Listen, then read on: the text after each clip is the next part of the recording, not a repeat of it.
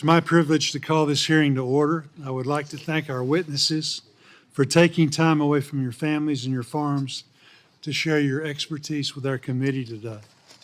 Before we get started, I want to take a moment to thank Agriculture Secretary Brooke Rollins for her announcement today on a bold strategy to address avian influenza. The virus continues to threaten our poultry and dairy farmers with ripple effects throughout the food supply chain. I applaud the Trump administration for prioritizing response from day one. This hearing is the second of a series to examine the state of the agriculture economy by getting the perspective of leading producers across our country. These hearings are meant to help the committee understand the challenges our farmers and rural communities currently face as we work to pass a 5-year farm bill. In our first hearing, we heard from some of our major farm groups and row crop producers about their unique experiences. Today, I'm delighted to welcome 2 additional very important constituencies to the discussion. First, we'll hear from several specialty crop growers and stakeholders from various parts of the country. The specialty crop industry continues to face unique pressures: the high cost of labor, competition with cheap imports, pest and disease, limited access to risk management tools, and the list goes on and on. Our second panel will feature livestock, poultry, and dairy producers. While they have seen some improvement in economic conditions in recent years, significant headwinds remain. Livestock production remains highly capital intensive, and high interest rates and elevated production costs have trimmed margins. Animal disease threats like avian influenza and New World screwworm have added tremendous uncertainty across all aspects. Burdensome government regulation at both the federal and state level have also threatened the viability of livestock operations. For example, California's Prop 12 has required many of our pork producers to spend millions of dollars retrofitting their barns while costing the California consumers nearly $300 million annually. In the next Farm Bill, it's critical we improve risk management tools to support both our specialty crops and livestock producers. It's important to continue investing in our research and marketing programs. We must invest in our animal health programs to prevent and respond to disease outbreaks. And we must address regulatory overreach burdening all producers. I'm confident the members on this committee stand willing and ready to roll up our sleeves and get to work in passing a new farm bill. I look forward to hearing from today's witnesses, and I now turn to Ranking Member Klobuchar for opening comments. All right. Well, thank you very much, Chair Boozman, and thank you to all our witnesses, including Lori Stevemer, who's here from Minnesota, with our pork producers, as well as John Zimmerman from our state with the turkey producers. So we're excited to have them here. There was bipartisan agreement during our last hearing that our committee should continue to work together to ensure that farmers and consumers have the certainty that they need in a difficult economy. This means passing a bipartisan farm bill that is reflective of the needs of the people of this nation. It also means tackling today's challenges head-on, whether they are avian flu, whether they're input costs, whether they're these potential tariffs that I do not agree with, or just want to put a footnote on that, or whether they are ensuring that our farmers and ranchers have the tools they need to thrive. Our witnesses today are going to shed light on the challenges facing our farmers, including those who grow fruits and vegetables. And I really appreciated the words of Chair Boozman about the headwinds that these farmers face. We also are going to focus on those who milk cows day in and day out, those who raise the high-quality beef and pork and poultry that fuels us. Today's first panel, as noted, is going to focus on specialty crops. And I think instead of calling them specialty crops, given that they're everything from potato to asparagus to apples to the chilies from New Mexico, which is way too hot for Minnesota, but I can't wait to try them. We should call them omnipresent crops. They're crops that really matter to the people of this country. According to the most recent Census of Agriculture, there are over 5,000 farms in Senator Smith's and my state growing these crops, representing over $3 billion in market value. And that's why the specialty crop block grant program is so important. Other things we can do as we look at this, the challenges ahead, is we can improve crop insurance options for these growers and give them the tools they need to prevent devastating pests and disease outbreaks. And we can protect our investments in critical nutrition programs, allowing Americans to afford more fruits and vegetables. We must stand with these farmers as they face the workforce shortages, emerging diseases, import pressures that threaten their economic viability. And the one thing we don't want to do is to make things worse. Our second panel will focus on our poultry, livestock, and dairy farmers. Now more than ever, we must support our poultry and livestock producers as their farms are hit by avian flu. This outbreak has impacted more than 160 million birds and nearly 1,000 dairy herds across the country, causing economic hardship for producers and driving up food costs for their families. I look forward to reading and learning about the proposal set forward by the Secretary of Agriculture today. It was the number one thing I raised with her, and we look forward to reviewing it, and I'm sure we'll always have suggestions. We must follow the science to build on the existing national testing strategies and support for farmers, engaging with experts to develop new prevention and response methods and a thoughtful vaccine strategy. Any vaccine strategy must be supported by, of course, field trials, clear plan for outreach and deployment, and proactive engagement with our trading partners to mitigate market disruptions. This also means keeping nonpartisan experts in the federal government, including veterinarians, animal disease researchers, frontline animal disease responders.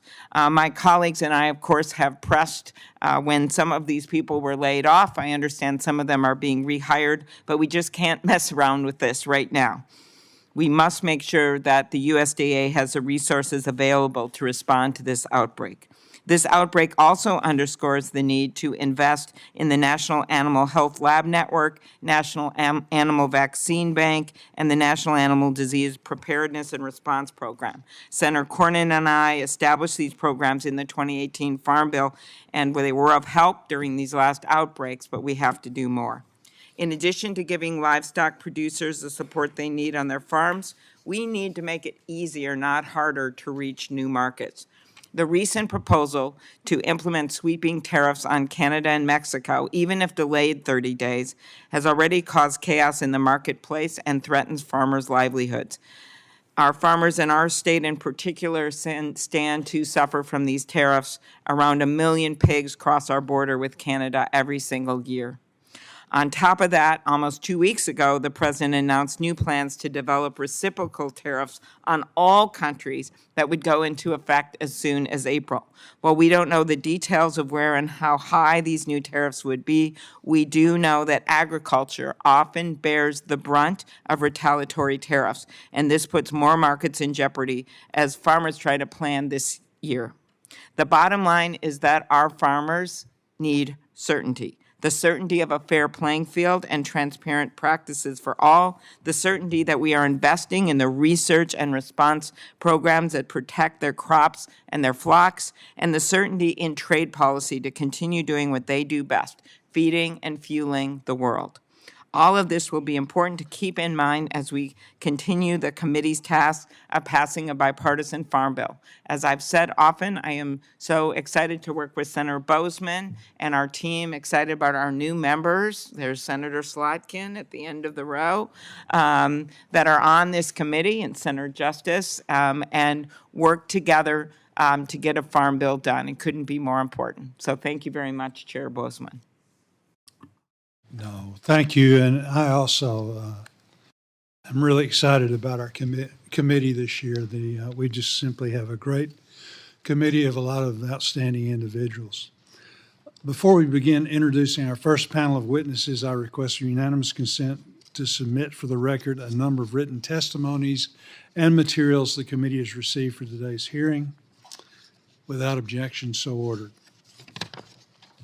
We will now introduce the first panel of witnesses, Mr. Brett Erickson. I'm happy to introduce Brett, who serves as chair of the U.S. Government Relations Council for the International Fresh Produce Association. Brett lives in the Rio Grande Valley in Texas and is a senior executive for J&D Produce, which is a family-owned and operated grower, packer, shipper of more than 40 products. I had the pleasure of meeting Brett last year during a farm bill listening session in Texas with Senator Cornyn. Brett, thank you so much for being here today. Mr. Jeremy Hinton, Senator McConnell, was unable to be with us this morning, but he is very proud to have Jeremy Hinton here before the committee today. I'm submitting Senator McConnell's remarks regarding Jeremy into the record. Without objection, so ordered. Jeremy Hinton is an eighth generation. I got to slow down. Jeremy Hinton is an eighth generation farmer from Kentucky. He and his wife Joanna own and operate a diversified farming operation that, in addition to soybeans and burley tobacco, includes two direct-to-consumer farm markets selling a variety of greenhouse flowers, herbs, fruits, and vegetables. Jeremy, again, thank you for being here. Dr. Tim Boring. Dr. Tim Boring serves as the director of the, are you going to introduce? I'm sorry. Yeah. Yes. Senator Slotkin. Senator Slotkin. Thank you. Thank you for not stealing my thunder, Mr. Yeah, Chairman. exactly. It's an honor to introduce Tim Boring, the Director of Michigan's Department of Agriculture and Rural Development, or MDART, as we call it. Director Boring supports the department's commitment to investing in our state's urban and rural farming communities, providing opportunities for food and ag businesses, protecting consumers from the pump to the plate, and preserving Michigan's amazing natural resources, particularly our Great Lakes. He approaches those issues with a focus on economic prosperity, regenerative ag, and diversifying agricultural production across the state. We like to say in Michigan that we used to say that we were the second most diverse agricultural state in the country after California. We have changed the tagline. We are the most diverse agricultural state in the country with regular access to water. So we And you are doing that when Senator Schiff is out of the room? He's out of the room. I managed it. I told him to get out before I started picking on California. He is a sixth-generation farmer in Stockbridge, Michigan. I have visited his farms, his family farm. So this is personal to him. He's got his PhD from Michigan State University, Go Green, and I've had the pleasure of working with him for many, many years. I just want to take a particular moment in saying what Mr. Boring has done in preventing avian flu in the state of Michigan. Michigan was hit early with avian flu, and I think watching the state of Michigan, again, without regard to party, without regard to politics, just doing what we needed to do to control the outbreak and spread of avian flu has been really an example for the rest of the country. So for all he does every day for our specialty crops, I know we have our potato farmers in the room and others. Thank you to Tim Boring, and I'm glad to share his wisdom with the greater panel here. Thank you. Senator Hyde-Smith will introduce Ms. Reinwald. Thank you, Mr. Chairman, very much. And it is my pleasure to introduce one of our witnesses today from Mississippi. And I had the pleasure of meeting with her earlier. And such a delightful meeting. And I so appreciate your efforts and you being here today. We have Miss Anna Reinswald. She and her brother and her husband operate Sandy Ridge Farms in Senatobia, Mississippi. And she has just completed a 3-year term serving on the Mississippi Farm Bureau Federation State Young Farmers and Ranchers Committee, which is so viable in our state and such a good organization. She currently serves on the Mississippi Sweet Potato Council Board, as well as on the Mississippi Farm Bureau Labor Committee, which we all know the issues with labor. Thank you for your efforts there. And just last year, Anna was named the 2024 Mississippi Farm Woman of the Year. So we just want to welcome you today, and I'm sure there's several people watching you, and I bet Evelyn Ruth and Eleanor Grace are watching you today as well. She's the mother of two, but you sure do a great job where you are, and I thank you for representing Mississippi as well as you do. Very good. Senator Lujan will introduce Mr. Echeverry. Thank you, Mr. Chairman. It's an honor to introduce Mr. Ben Echeverry, a dedicated community leader, agricultural expert, and chili advocate from Deming, New Mexico. Mr. Echeverry is a leader of New Mexico's farming community and works tirelessly to represent the priorities of our local farmers. As the president of the New Mexico Chili Association, he plays a crucial role in promoting and protecting New Mexico's pride and joy, our chili, and that's with an E, not with an I. Mr. Echeverry was raised on an alfalfa farm in Carlsbad, New Mexico, where his life in agriculture began. He's also the proud husband of Jessica and the proud father of Samuel. Currently, Mr. Echeverry is the agricultural operations crop manager of Alam Food Ingredients Chili Pepper Division in Deming, where he oversees a plant breeding program specializing in chili pepper genetic innovation. He has dedicated his career to ensuring the chili industry thrives in our state and preserving this important agriculture tradition for future farmers and chili lovers. Now, as was pointed out, there's sometimes some heat involved with our chili products, but I'm telling you, it's always flavorful. So for those of you that have not fallen in love with it yet, you let me know and I'll serve it for you. I'll prepare it myself. Mr. Echeverry holds both an undergraduate and a master's degree in agribusiness from New Mexico State University. Now, while attending NMSU, he was employed by the Chili Pepper Institute. His time at NMSU fostered his love of chili production and New Mexico agriculture. With a lifetime of experience in the field, he has built a deep understanding of the industry and its impact on New Mexico's economy and culture. Ben, I want to recognize your extensive knowledge and experience. We appreciate you being here today, and especially the sacrifice of all of our panelists, taking time away from your families, from your responsibilities at home to be here as well. This matters, and these conversations matter as well. So thanks for having us. I yield back. We look forward to some Lujan chili. Yes, sir. Again, thank all of you so much for being here. Mr. Erickson, you're recognized. Thank you, Chairman Boozman, Ranking Member Klobuchar, members of the committee. Little Bear Produce is a family-owned grower, packer, shipper, and fresh cut processor headquartered in Edinburgh, Texas. Jimmy and Diane Bassetti came to Texas from Vineland, New Jersey in 1984 and started a small mom-and-pop brokerage, which has grown into a multinational agribusiness employing nearly 200 full-time employees with comprehensive benefits, including health and life insurance and 401ks. We also hire an additional 500 to 600 seasonal workers, primarily through H2A, to harvest and pack our products. Labor costs remain the biggest threat to the future of the U.S. fresh produce growers. In Texas, our labor costs have essentially doubled in just 5 years. We're currently at $23 an hour for our cost. The federally mandated adverse effect wage rate inflates labor costs beyond market realities, making it difficult to compete with foreign producers. We urge USDA to revise the Farm Labor Survey to reflect base wages only. Additionally, we would request USDA to appoint an ag liaison to the Department of Labor to help guide policy that impacts food and farm production. Texas farmers are facing severe water shortages, in part due to Mexico's failure to meet its obligation under the 1944 Water Treaty. Mexico is required to deliver 200,000 acre-feet of water per year. They are now in debt 1.3 million acre-feet, which is over 6 years behind schedule. While other regions pray for recovery from hurricane disasters, we are literally praying for hurricanes to refill our reservoirs. Less than 10 years ago, we were paying about $30 per acre-foot of water. Today, it's as high as $225 per acre-foot and climbing. That's if we can find it. Meanwhile, Mexico is withholding 6 years' worth of water and using it to grow competing crops like onions and pecans. On Farm Bill priorities, specialty crops represent nearly half the total U.S. farm gate crop value, yet they receive less than 1% of Farm Bill funding.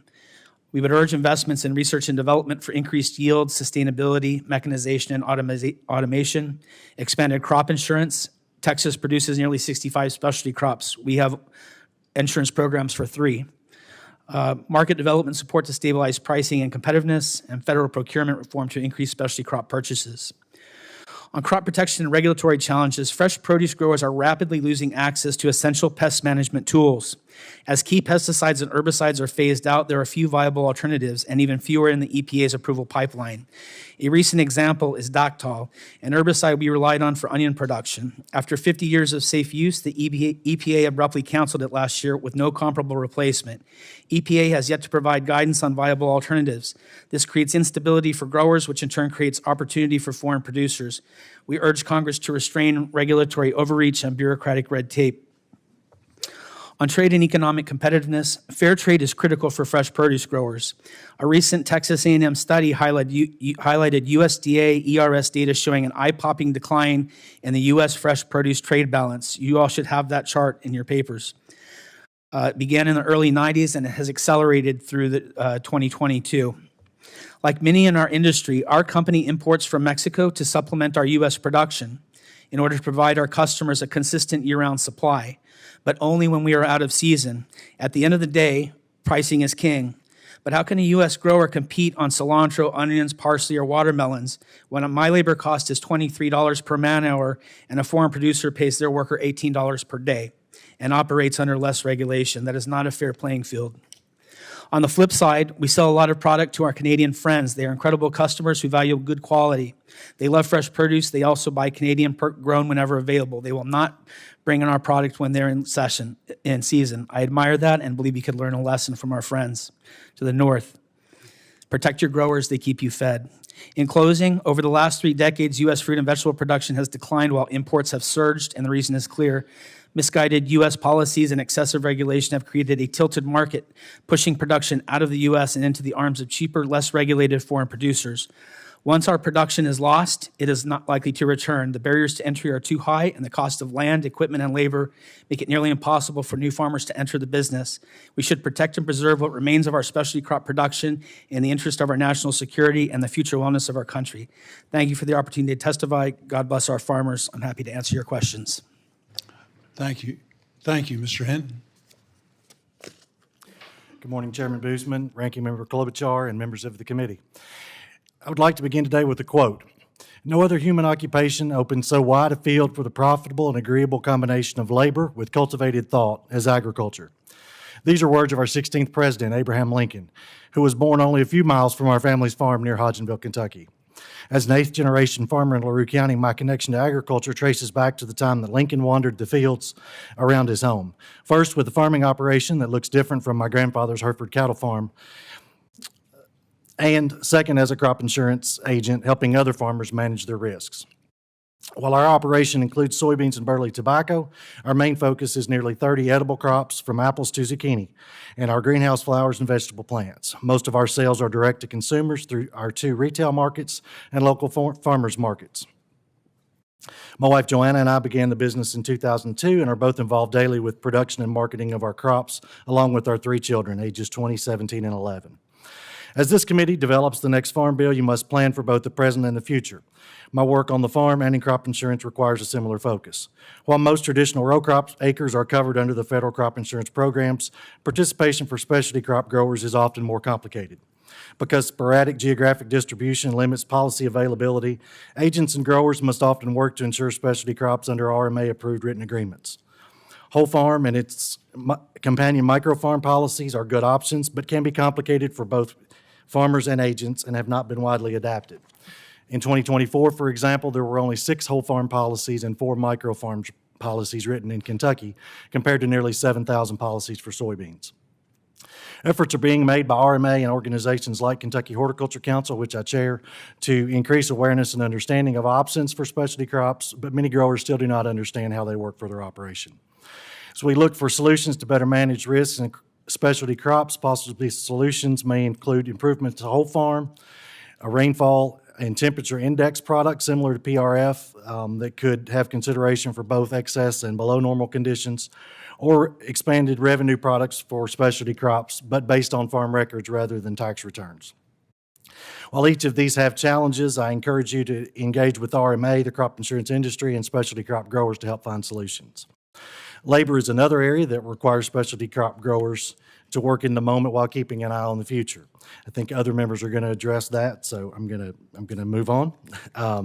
As we work for a better future, specialty crop growers are especially dependent on the resources of Extension and our land-grant universities. Extension recommendations for disease and pest control and fertility in our crops is invaluable to our success. Your support is vital to research and direct technical assistance delivered by our colleges of agriculture. A true focus on the future must also recognize the loss of farmland to development in Kentucky and across the nation. According to the Census of Agriculture, Kentucky lost more than 546,000 acres of farmland from 2017 to 2022, or more than 290 acres per day. For context, the average farm size in Kentucky is 179 acres. Kentucky Farm Bureau, through creation of the Kentucky Farmland Transition Initiative, is working with stakeholders at both the state and federal levels to provide resources and education, network opportunities, and develop policy recommendations. I urge your involvement in developing solutions to this important issue. While on one hand, new neighbors mean new customers for retail markets like ours, we must find a balance between well-planned development and farmland preservation to ensure the future of our farms and our rural communities. Despite many challenges, there are many positives in the specialty crop segment of agriculture. In direct-to-consumer sales, we see increased demand for locally grown products and for building relationships with those who want to know the farmer feeding their families. A new farm bill is an opportunity to increase purchases of locally grown foods for schools, hospitals, and other state and federal institutions, and to open additional markets for our products and improve the health of our communities. By focusing on the issues of today and the future, I look forward to my children becoming the 9th generation of my farm the lands where Lincoln walked. I want to thank each of you for your willingness to serve and for your work to ensure a healthy agriculture industry and a safe, stable food supply. It's been an honor for me to address this group, and I look forward to answering any questions. Thank you, Dr. Bourne. Good morning, Chairman Boozman, Ranking Member Klobuchar, members of the committee. Thank you for the opportunity to participate today. My focus will be on specialty crops, their importance, the challenges and opportunities the growers and consumers face as you continue to work on a farm bill. Members of this committee can foster the success of specialty crops today and for years to come, and I'm looking forward to the constructive solutions and policy decisions that will come out of this hearing. As a junior senator from Michigan, Senator Alyssa Slotkin likes to point out, food security is national security, and I believe the next farm bill serves as the crossroads for whether or not we take that fact seriously. The perspective I bring to the hearing today is as the director of the Michigan Department of Agriculture and Rural Development. I'm proud to lead a state agency of dedicated public servants who are committed to providing opportunities for our food and agricultural businesses, lifting up our rural communities, and preserving Michigan's natural resources. Agriculture is a $105 billion industry for Michigan, and I consider our specialty crop farmers the backbone of our success with more than 300 specialty crops produced in our state. Since your invitation was extended for my testimony, I've been asked by producers to share just how vital specialty crop support programs are for their existence. Unfortunately, for many specialty crops, times have never been more tenuous. What once provided an avenue for farmers to diversify their products has forced many to choose whether or not their farm will welcome back the next generation. Whether it's due to trade pressures, rising input costs, climate variability, labor constraints, the threats of pests and disease, many specialty crop countries in this country are either harder to grow, more difficult to get to market, or challenging as ever to reach the consumer. In the interest of time this morning, I want to highlight some key areas that are either currently supported in the Farm Bill or need to become a priority, as well as share some of what we're doing in Michigan that is seeing success and deserves more attention at a federal level.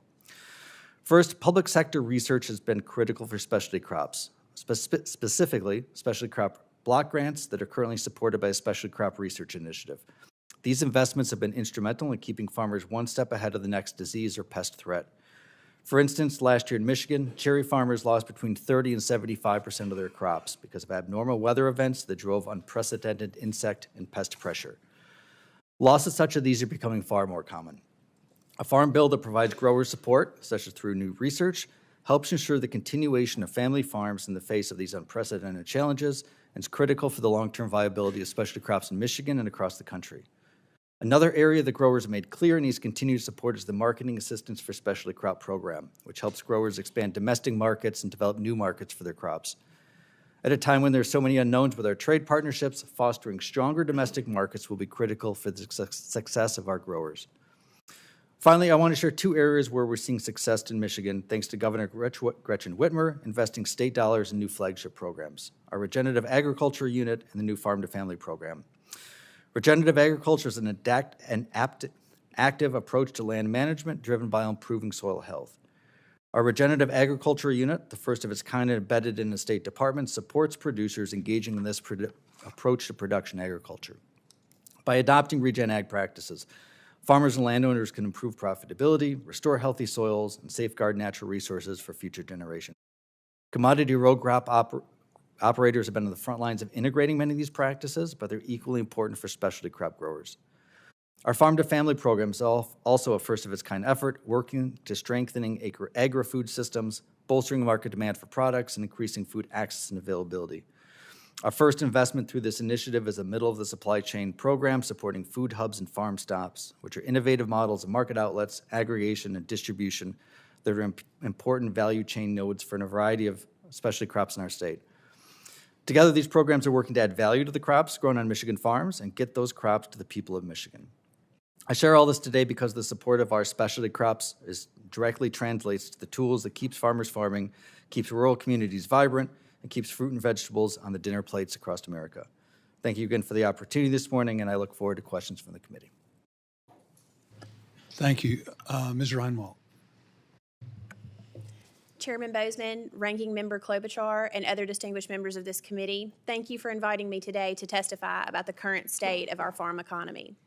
Our nation has experienced many years blessed with a robust and successful farm economy, but current conversations around farm office tables and mailboxes full of farm dispersal sales tell a vastly different story of what happened in the last 5 years. New equipment is 30 to 40% higher. Many parts and repairs have doubled or tripled. Pack house supplies for specialty crop producers have increased by at least 50%.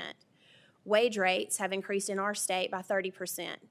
Farmers who were once profitable enough to finance themselves are now paying 8 to 10% interest rates on multi-million-dollar operating loans just to try to stay afloat. These increases are taking hundreds of thousands of dollars off of farmers' bottom lines every year. Some of these same farmers have experienced unprecedented weather events that have diminished and destroyed their crops.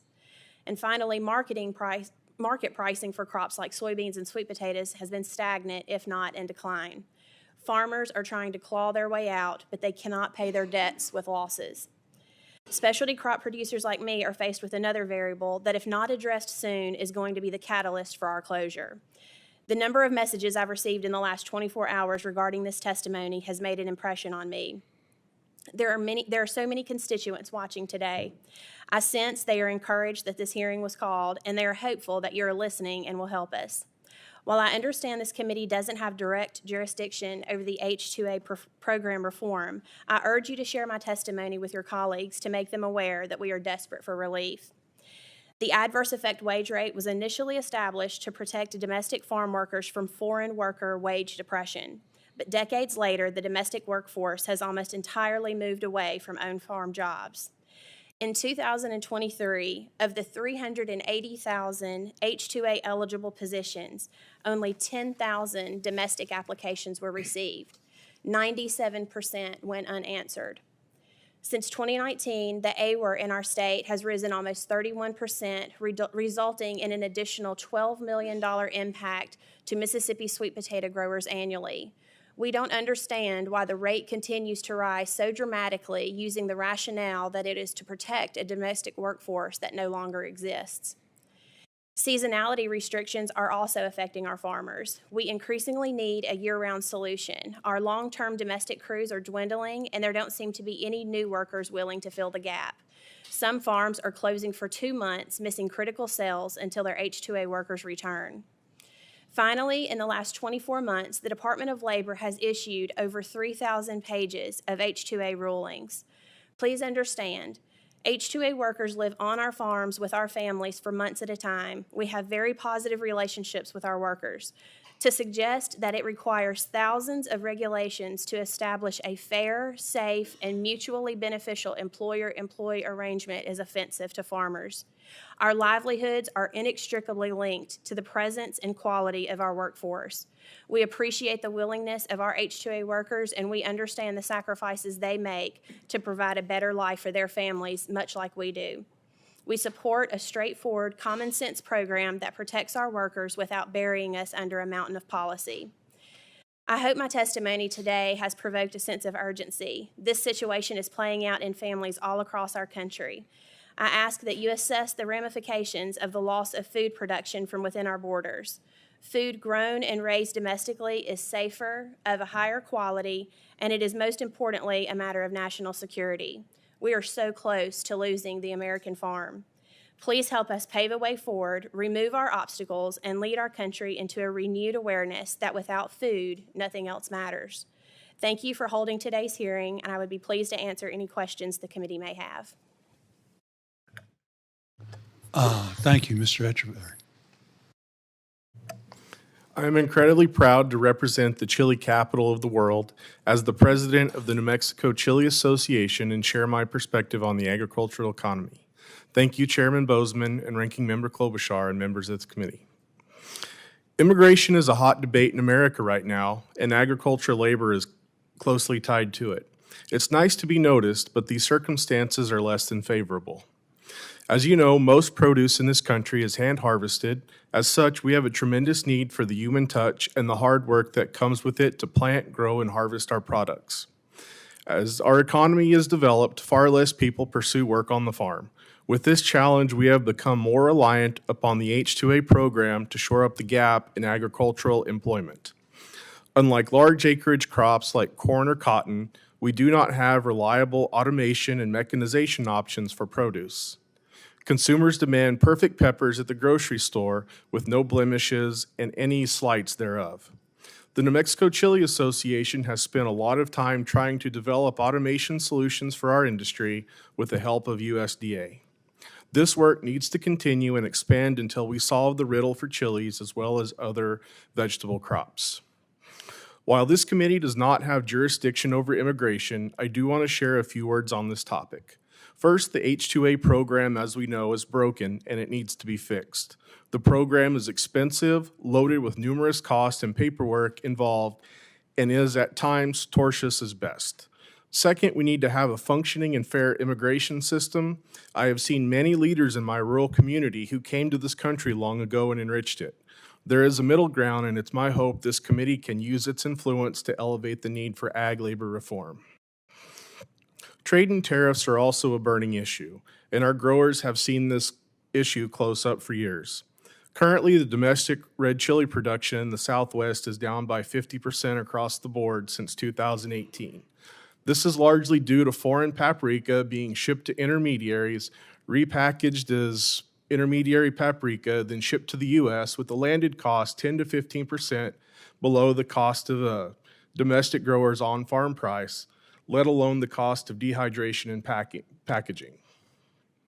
I already talked about the need to have federal funding that helps fuel innovation and automation, but I want to highlight 3 additional areas of necessity improvement in the Farm Bill. First, the Specialty Crop Block Grant is incredibly valuable and has helped our growers gain access to marketing materials for increased consumer education.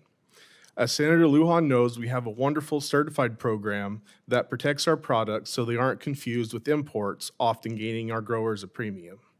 Second, the availability of water, especially in desert-producing regions, is becoming less consistent and reliable, and it's critically important that conversation programs like EQUIP be bolstered to help growers use federal matching money to switch to more efficient irrigation systems.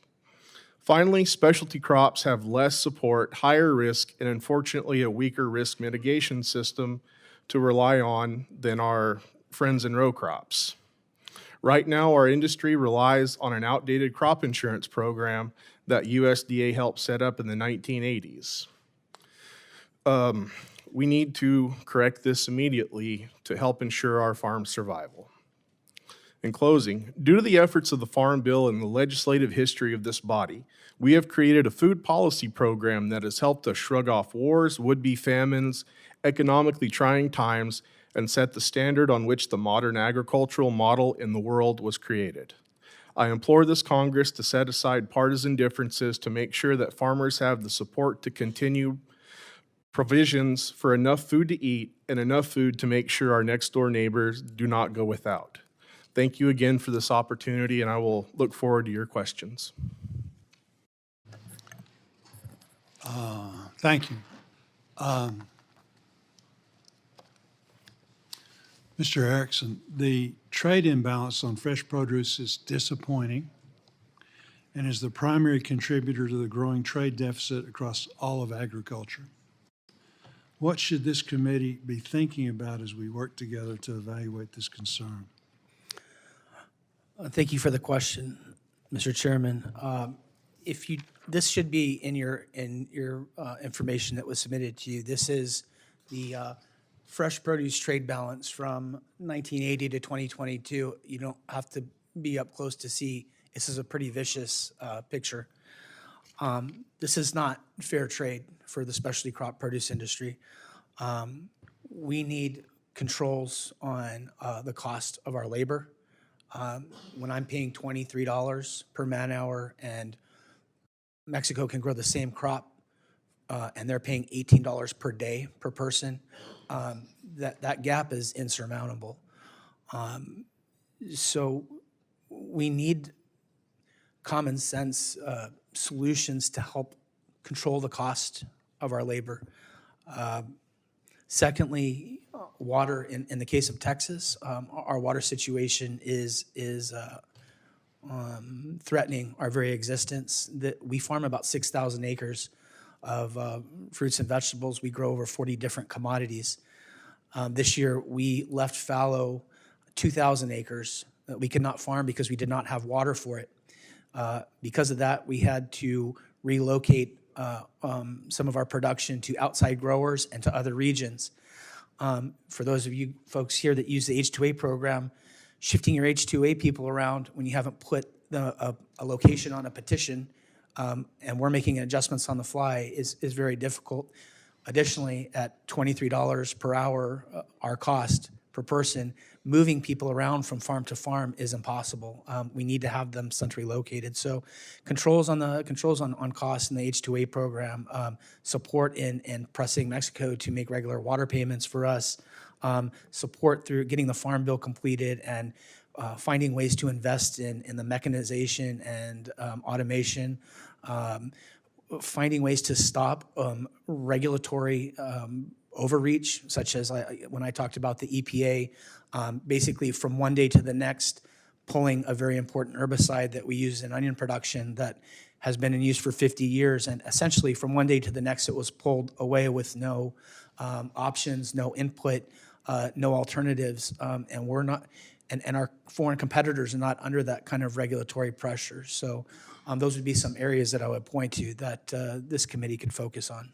Very good. Thank you.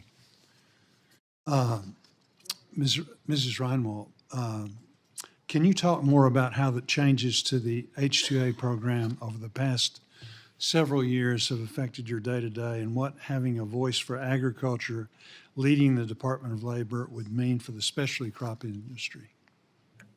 Thank you for the question, Senator.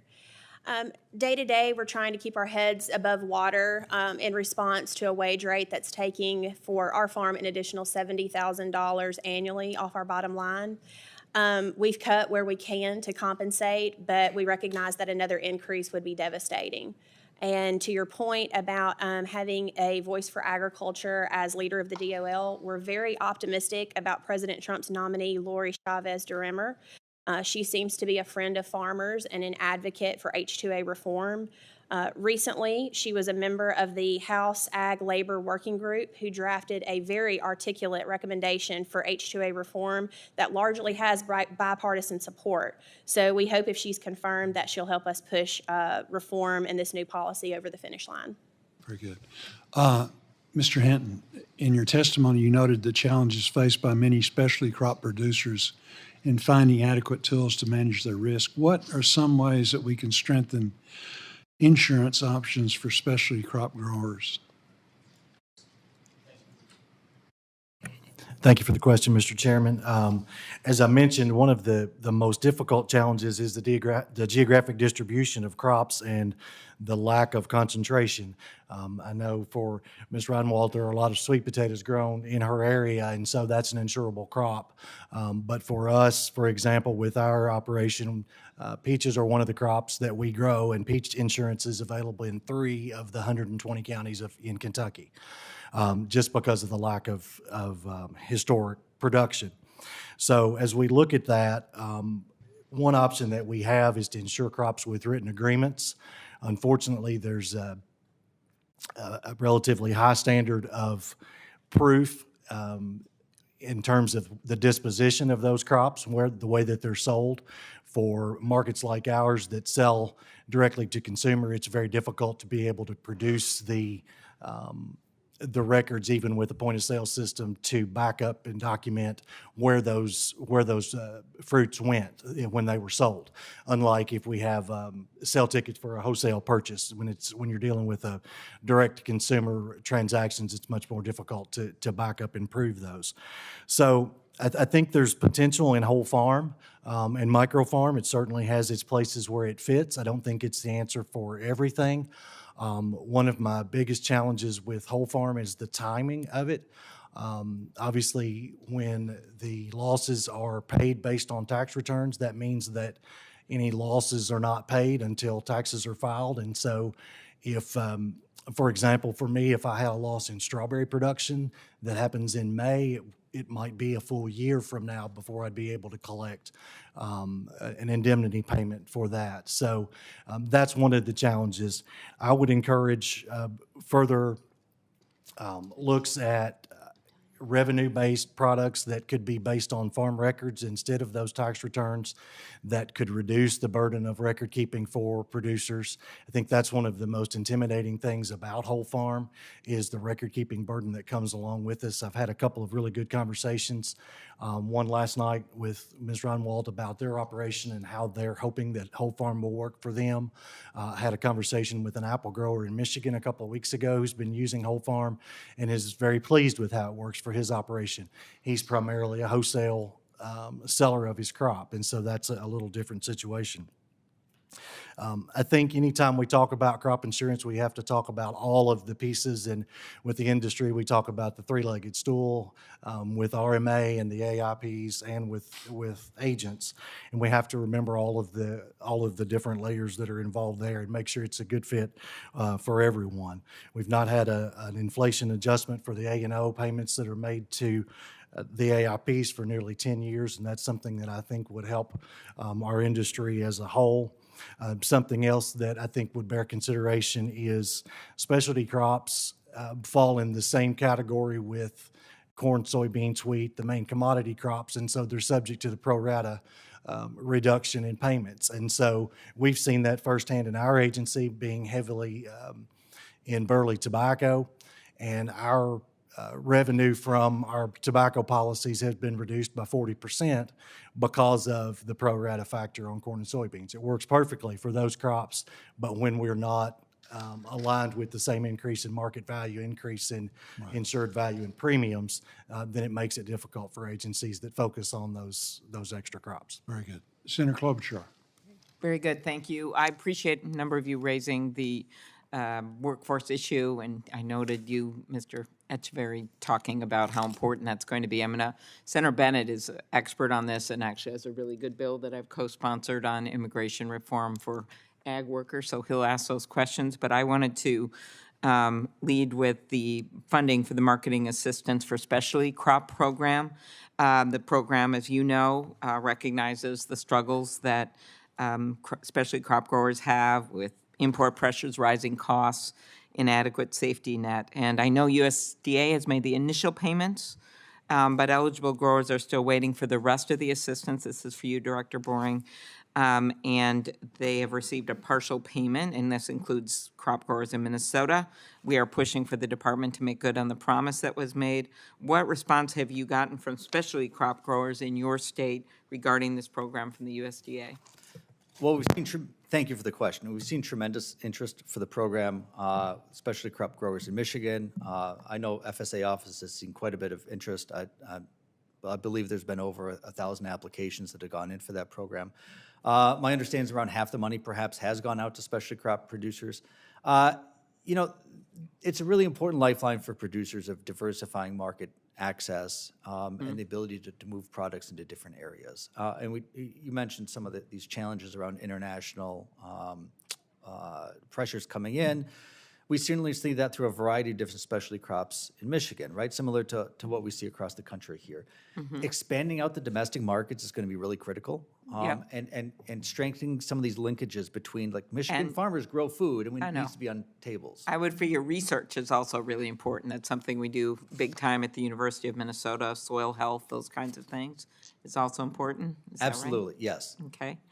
And then risk management tools. Again, Mr. Echeverry was noticing that the crop insurance provisions haven't been updated since the 1980s. You know, when Cabbage Patch Dolls were popular, Walkmans were the rage, and the women, I think Senator Smith and I may remember this, were wearing little bow ties with their suits. So are you saying it might be time to update things since then?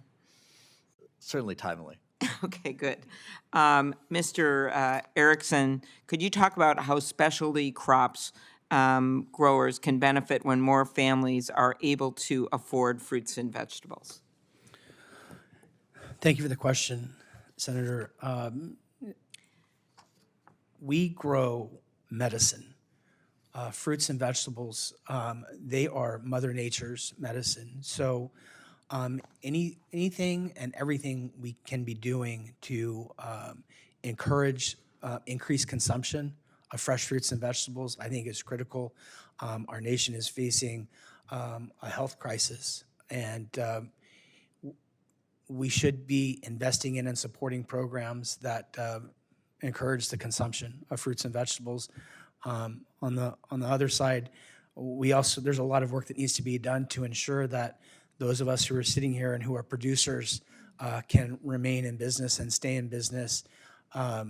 It requires the need to be profitable to run our farms and operations. So, but investing in school nutrition programs and WIC programs and encouraging and requiring the consumption of fresh fruits and vegetables, I think, is critical. Thank you. Thank you. Mr. Echeverry, I can't help but just keep being drawn to your chili peppers and what's going on there in New Mexico. Could you just talk about what the specialty co-op block grant, how important it is and how it has helped that industry and what it means beyond even the growers, right? The restaurants and just the tourism and things like that for your state? It is critical for us, as we are a super specialty crop that we have a very local following. Is that a term of law? Fanatic. It's allowed us to penetrate other markets and other states and educate our consumers on how to prepare our peppers and enjoy them as well. Thank you. And I'll yield the rest of my time back. Thanks. Senator Hyde-Smith. Thank you, Mr. Chairman, and I certainly appreciate the opportunity that you've called this meeting, and I want to thank all of our witnesses today. This is incredibly important for our country, and your part today is very, very helpful. My question is for Ms. Reinwald of Mississippi.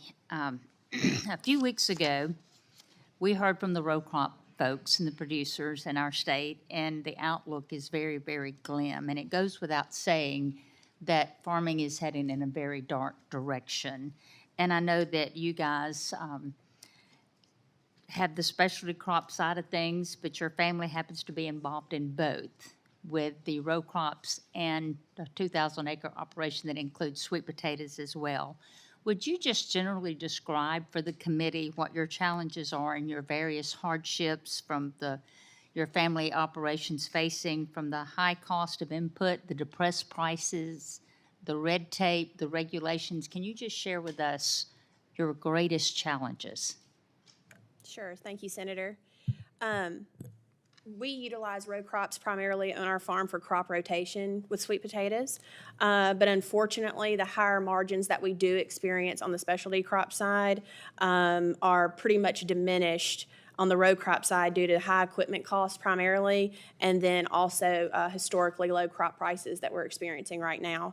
But of particular note would be critically outdated reference prices. So the farm safety net is not triggering as quickly as it should to really provide the relief we need for people who use row crop farming as a supplement, but most especially those who their whole livelihood is dependent on that.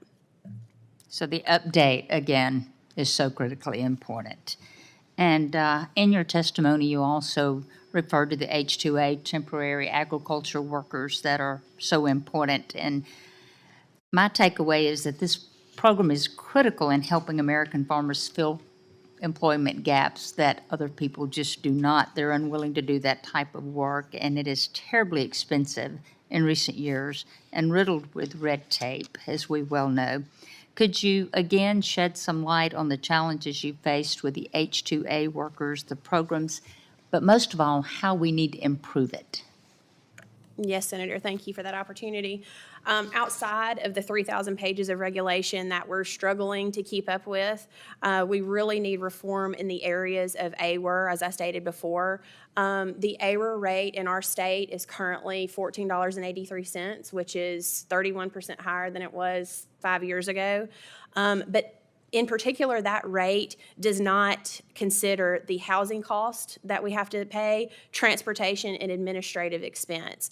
So typically that can bring the rate that we're actually paying, I would say a conservative estimate would be 4 to 5 additional more dollars per hour that we're paying. So that $14.83 now is leaning into $20, which for the cost of living in our state is quite expensive. We also need a path to year-round labor so that we don't experience gaps in production. A lot of farms like us, we're a grower and a packer, so the planting and harvest seasons have been critical for H-2A, but since our long-term domestic workforce that's worked in the pack house has kind of dwindled and there's not a new generation coming on, a lot of people in our shoes, we're able to kind of patch it together. Our whole family's on the pack line working, just trying to get through that 8 weeks until H-2A workers return. But I have friends who have to shut down their pack lines completely because they just don't have enough help to keep it going. And that really exposes them with their customer base. Their customers could move on to somebody else. They really just need to kind of fill in that gap there. So that's probably about it. If we do not have these changes and the suggestions that this entire panel's making, can you just look 5 years out and tell me how you foresee your operation if this committee and this Congress does not do something immediately? If we don't make changes within, I don't think it will take 5 years for us to get the answer to that question. It'll be far less. If we certainly, if we continue on the trajectory that we're currently on, it'll take far less than 5 years to put a vast majority of specialty crop producers out of business. They cannot afford. We are having to, that increase in labor wage rates in particular, we're having to eat all of that because for many of us, depending on what your specialty crop is, our markets will not bear us passing along that cost to our customers. And I'm out of town. Thank you, Mr. Chairman. Senator Bennett. Thank you, Mr. Chairman. Thank you for holding the hearing. I want to thank the ranking member for her mention of the workforce issues here, and I'm glad they're coming up everywhere. Mr. Echeverria, I'm going to come to a question with you, but I will say, since you strike me as an honest man, and I know there are a lot of people from New Mexico and your family watching you today, I'm not going to ask you about the virtues of Pueblo chili today. Thank you, I appreciate You're that. most welcome, but we can talk about it later. Every single one of these, in fact, Anna said that the future of the American farm is at stake. I agree with that. And I think when I transport myself back to another time, not that long ago in American history, just about 10 years ago, we had an agreement, the Gang of Eight bill on immigration that had tens of billions of dollars of border security. I think it was like 70 billion in current dollars. It had a pathway to citizenship for the 11 million people that are here that are undocumented. It had agriculture provisions that I negotiated with Senator Rubio and Senator Hatch and with Senator Feinstein. Two of those people have passed from this earth, but it was supported, the agriculture provisions of that bill were supported by the growers all over America and were supported by the farm workers, which is how it should be because of what Mr. Erickson said, the importance of the food that they're growing to the lifeblood of this nation. You know, the growers and the farm workers are doing something that most of us would never be able to do, most of us could never do.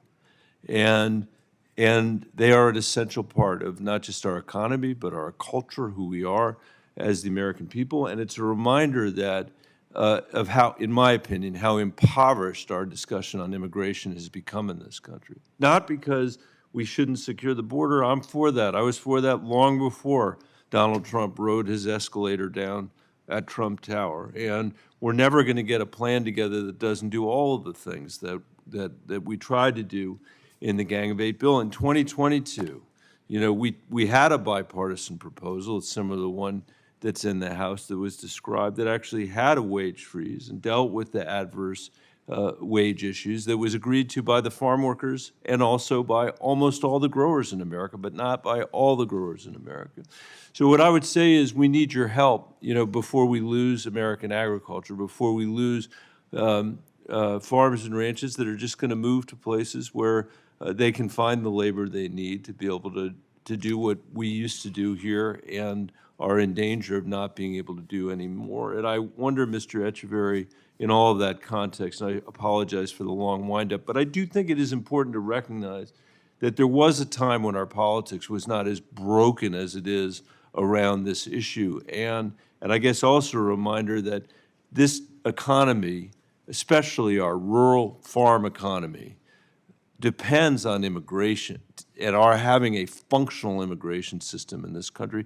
Mr. Echeverry, could you talk a little bit about how things have gotten more dire in the last few years on this subject? And then if there's anybody else who'd like to comment, I'm happy to take that too. It's become more dire with all of the comments from this board. We're seeing higher interest rates, lower farmer wages. One of my growers did the math on his take home, and he makes $3 an hour. And it's just hard. It's just really hard. Anna, do you want to talk? I'm sorry, Ben, are you done? Yeah. No, sir. We have a lot of on-farm workers close to the border who want to be good Americans. They want to come over, they want to work, they pay their taxes, and they go home and they raise their families. I remember Jeff Flake was part of that negotiation as well, and he learned this on his family's farm and ranch in Arizona. Anna, do you want to say anything else? Or?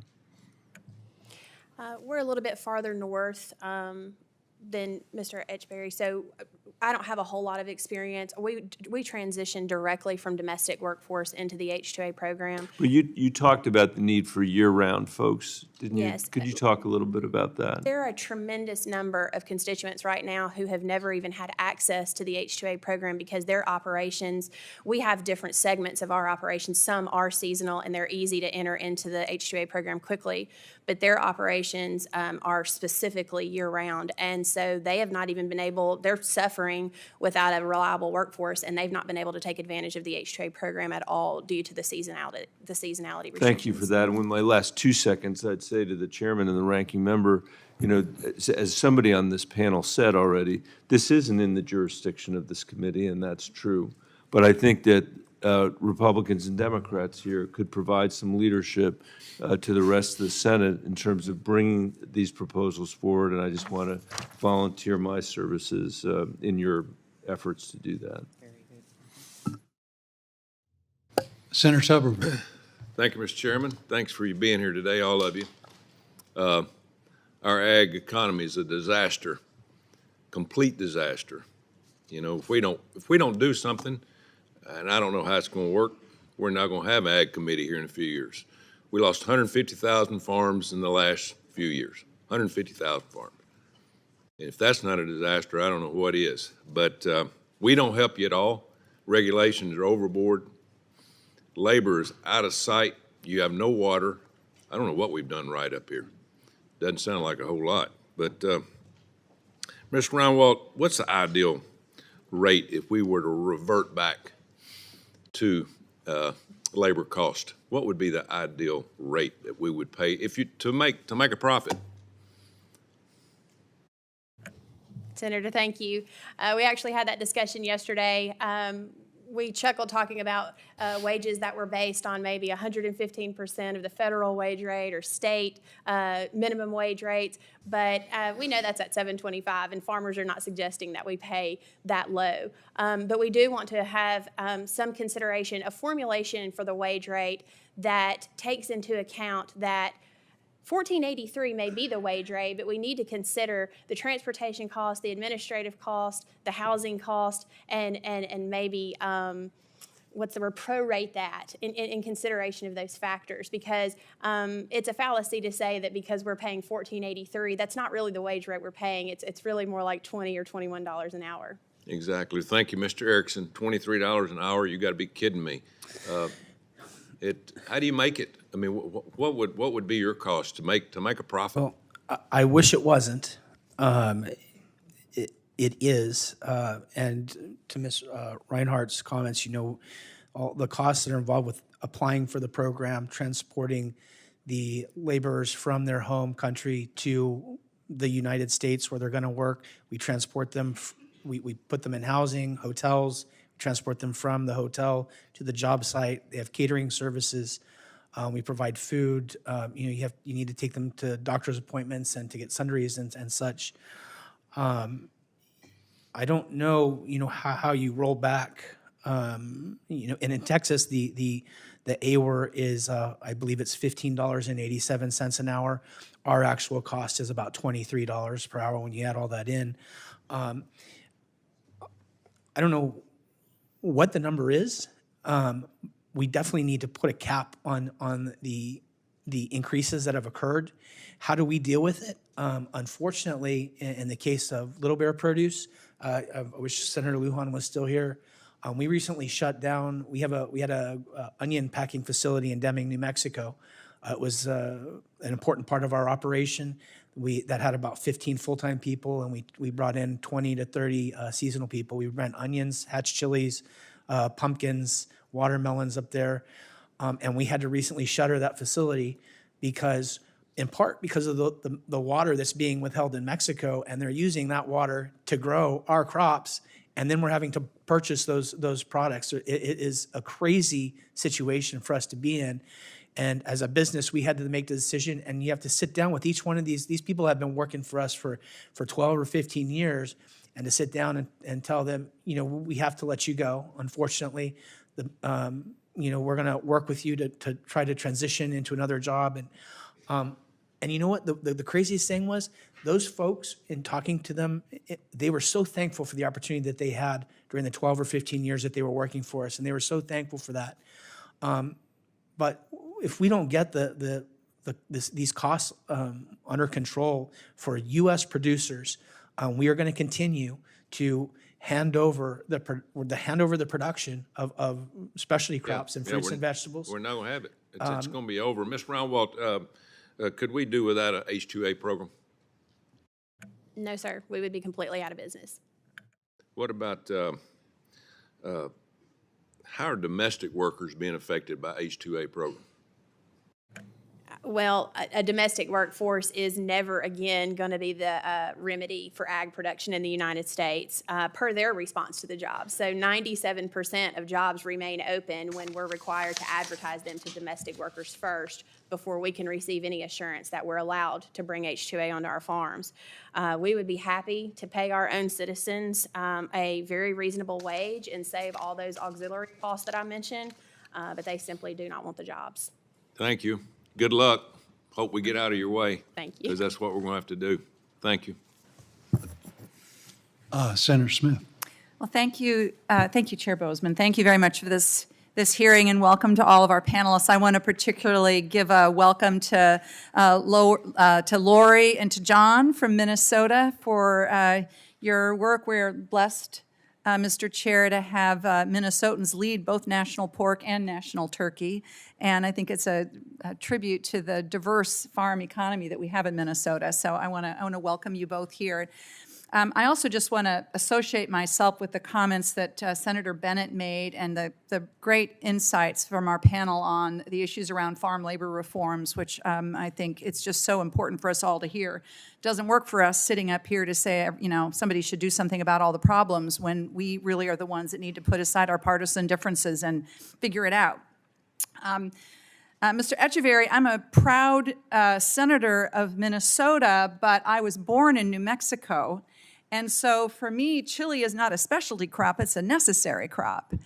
And I really appreciate also the comments that we've had around the importance for bipartisan risk management tools that work for specialty farmers. I appreciated your question on this, Senator Boozman and others. And we keep hearing that I think we don't pay enough attention to how crop insurance just doesn't work like it should for many farmers, especially small farmers and specialty farmers. And the whole farm revenue protection option was designed to fill some of those gaps, but it's got shortcomings. So I've been working on some legislation to address these shortcomings. Many of the challenges that you've raised, our bill goes at trying to work on. And so I'd like to continue this conversation and get feedback from all of you on that legislation. I'd love to see that be a part of the work that we do in the upcoming Farm Bill. Mr. Chair, I'd like to enter into the record a letter from the Minnesota Farmers Union opposing staffing cuts at local and regional USDA offices. Without objection. This letter says, and I quote, "We want a USDA that is effective, responsive, and accountable to the farmers and communities that they serve. This requires adequate staffing and stable funding." I bet you all are seeing this in your states. We're seeing it in Minnesota. USDA county and local offices, they help farmers in so many different ways, managing disease outbreaks, safety net programs. They're partners with farmers, dealing with all of the challenges that you've been describing. And yet, despite the critical work that they're doing, many of these positions in local offices have been eliminated over the last few weeks. Just yesterday, I was hearing from a Minnesotan about local USDA employees who were almost through their probationary period to replace soon-to-be retiring FSA staff, only to get fired after all that training. And they're worried, of course, that those folks are going to retire anyway, that those new probationary employees were going to be filling the spots of. And you have to remember that these FSA employees or NRCS employees are often farmers themselves who are trying to find extra farm income because of all the challenges that you all have laid out. So I want to just talk for a minute about these, the importance of this regional local staff, USDA staff. Mr. Boring, I'm going to ask you about this. Can you just talk about the impacts of firing these USDA employees and how these local FSA offices are helping farmers and what it means if they're just not there? Well, I think it's a great question, great point to bring up. As a former state executive director in Michigan of FSA, I know firsthand of how dedicated certainly Midwest and Michigan FSA employees are to farmer partnerships and working closely, providing that assistance. We talked a little bit about today of some of the challenges of these programs. A lot of the services that are available to growers are complicated, and there's a lot of nuance to these programs. FSA staff help growers navigate these issues, right? They're partners, really. Partners, and I think that's true in so much of the work that we're working to foster in agriculture. Mm-hmm. It's true of the crop insurance agents that are partners with farmers out there. It's true of how we're advancing conservation practices, Mm-hmm. implementing different land management approaches that requires technical expertise. The partnerships broadly here is really essential to working with farmers and to building stronger, more resilient farming systems. I think that's absolutely right. And I hear so often from Minnesota farmers about how they rely on FSA advice and develop long-term relationships with folks. And that's all going out the window with these firings. Mr. Chair, I know that we've worked in a bipartisan way to try to address some of the staffing shortages that we've seen in FSA, and yet what the administration is doing right now goes absolutely counter to, I think, what is a shared bipartisan goal here. So I hope that we can find a solution that will make sure that farmers across the country have the support that they need from FSA and other regional offices. Thank you, Mr. Chair. Thank you, Senator Smith. Senator Justice. Thank you, Mr. Chairman. Let me just tell you just this. I don't have a script to go by. I'm a new kid on the block in a lot of ways. But I promise you that I really think you should listen to what I have to say today. In many ways, I would say, what should we do? What should we do? And there is a solution to all this. My dad would have said a long time ago, and if I can use the slang that he would use, he would say, son, I don't know exactly what we should do, but this, and he would not say, dadgum, he would say, this, whatever, surely ain't it. And I would tell you all just exactly just this. I really appreciate those coming today and their testimony.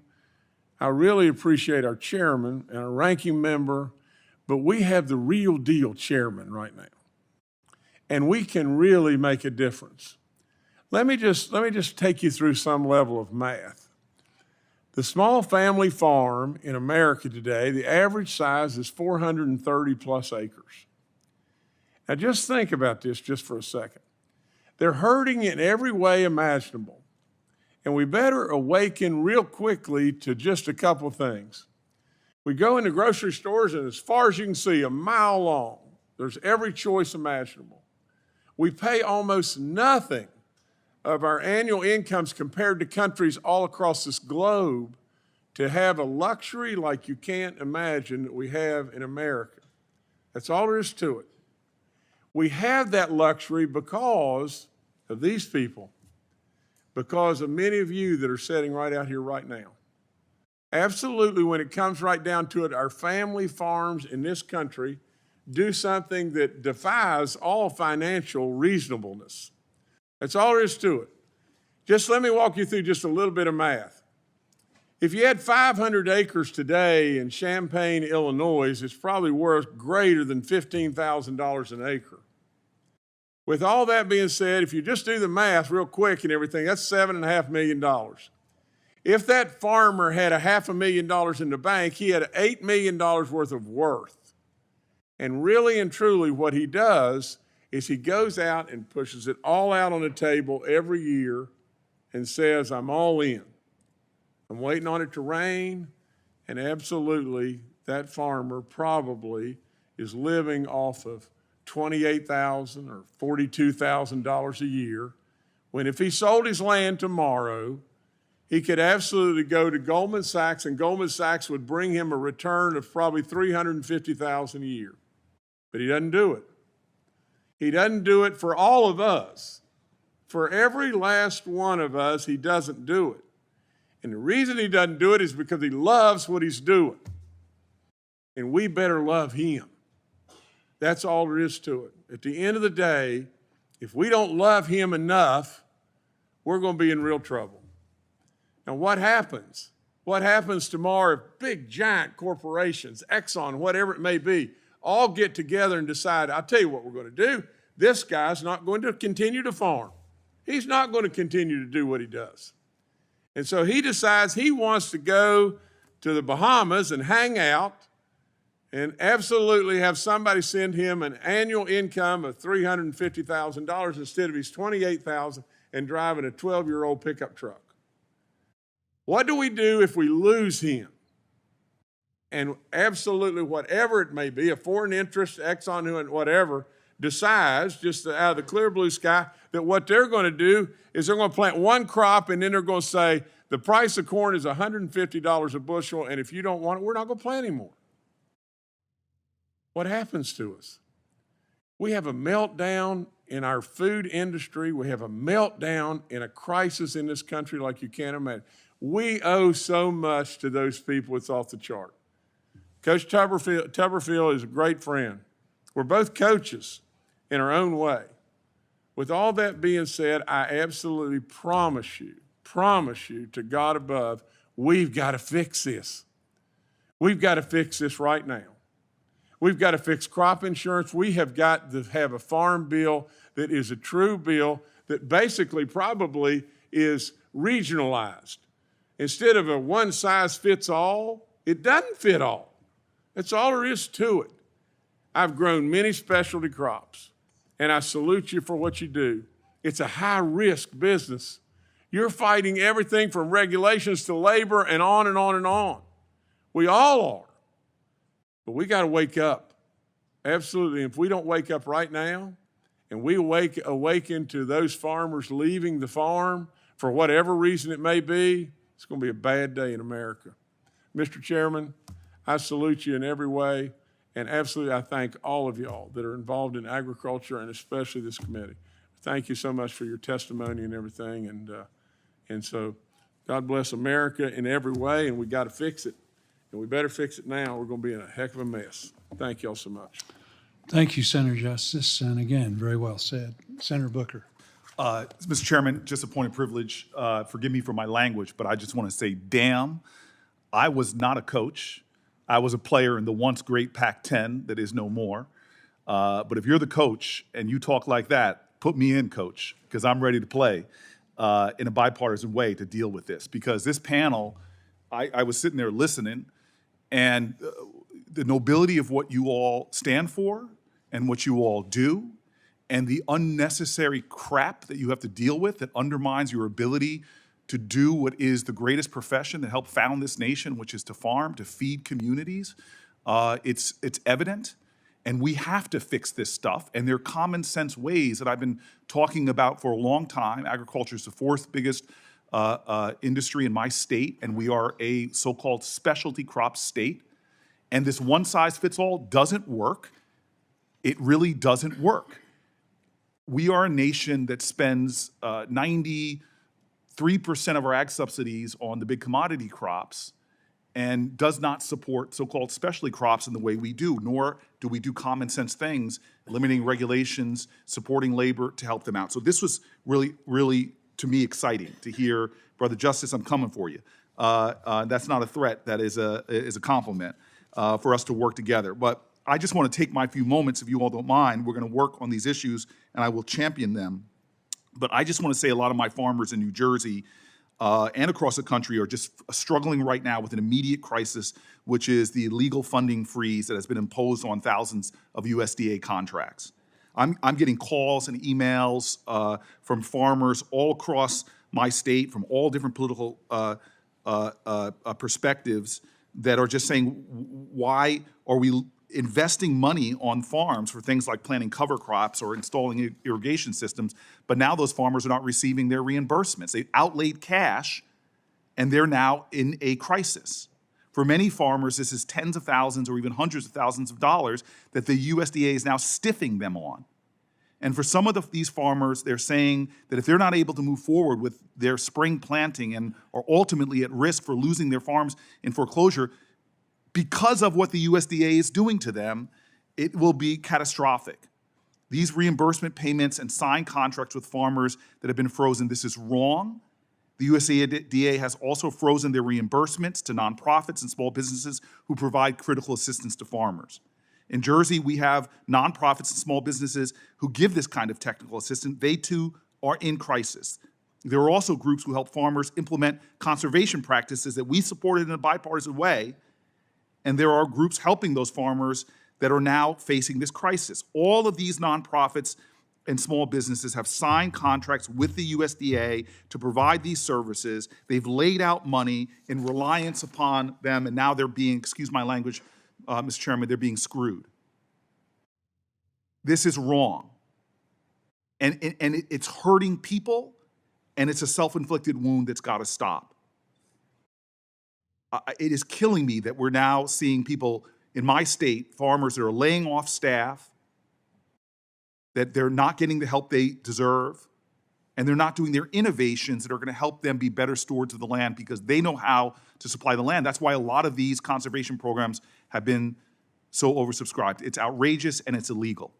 Multiple federal courts have instructed the administration to lift these bans lift these broad freezes, but the USDA is ignoring the court orders and intentionally causing serious harm to farmers across our country. On top of all that, the USDA has fired many of the local level staff who farmers rely upon and who would be helping the farmers to navigate this crisis. I know Secretary Rollins. I voted for Secretary Rollins. We need help.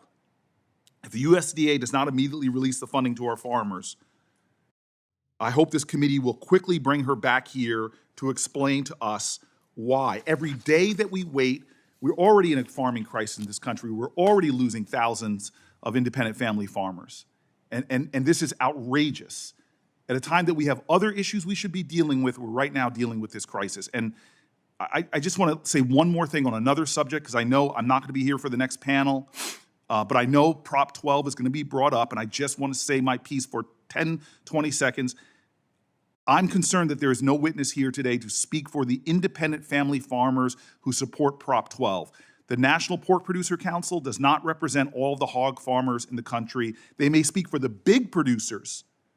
They may align with the biggest multinational corporations, but they do not represent our smaller independent hog farmers. In fact, a large group of those independent farmers filed a brief with the Supreme Court for Prop 12, arguing that Prop 12 helped them by creating new markets for their products and allowing them to better compete with the big vertically integrated meat packers like Smithfield.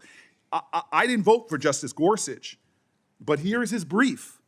In his Supreme Court decision upholding Prop 12, Justice Gorsuch cited directly these independent hog farmers and cattle farmers in our country. I'd like to ask unanimous consent to enter the brief for these independent family farmers.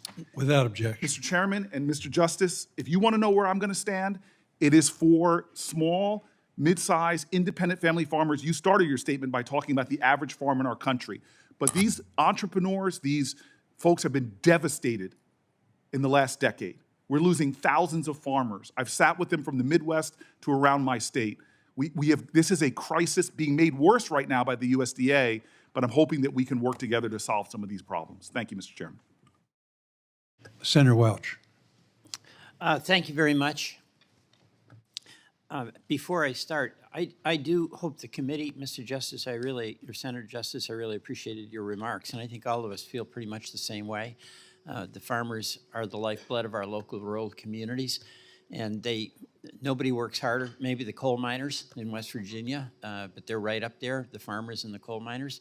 And I'm just shocked that where there have been agreements made, and we have farmers in Vermont who, under the IRA, made an agreement, and in response to that agreement, borrowed money, and then did the work that they promised to do. It might be solar, it might be stream bed protection, and now got an email saying the federal government's going to stiff them.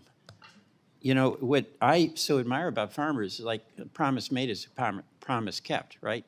I mean, this is like impossible for the folks who do this farming to imagine that you have an agreement and then it's violated. So my hope, Mr. Chairman, is that the committee would weigh in here and insist that these deals that have been signed and where our farmers now have put the money out, done the work, and are getting stiffed, that we really strongly object and call on the administration to reverse that.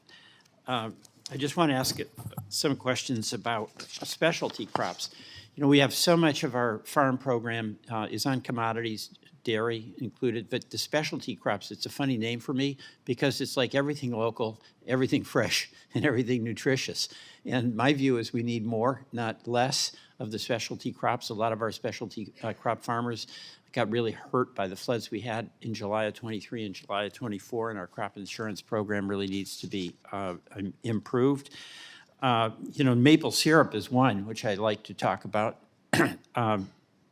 And with Senator Collins from Maine, I've endorsed we've sponsored and introduced the Supporting All Producers, the SAP Act.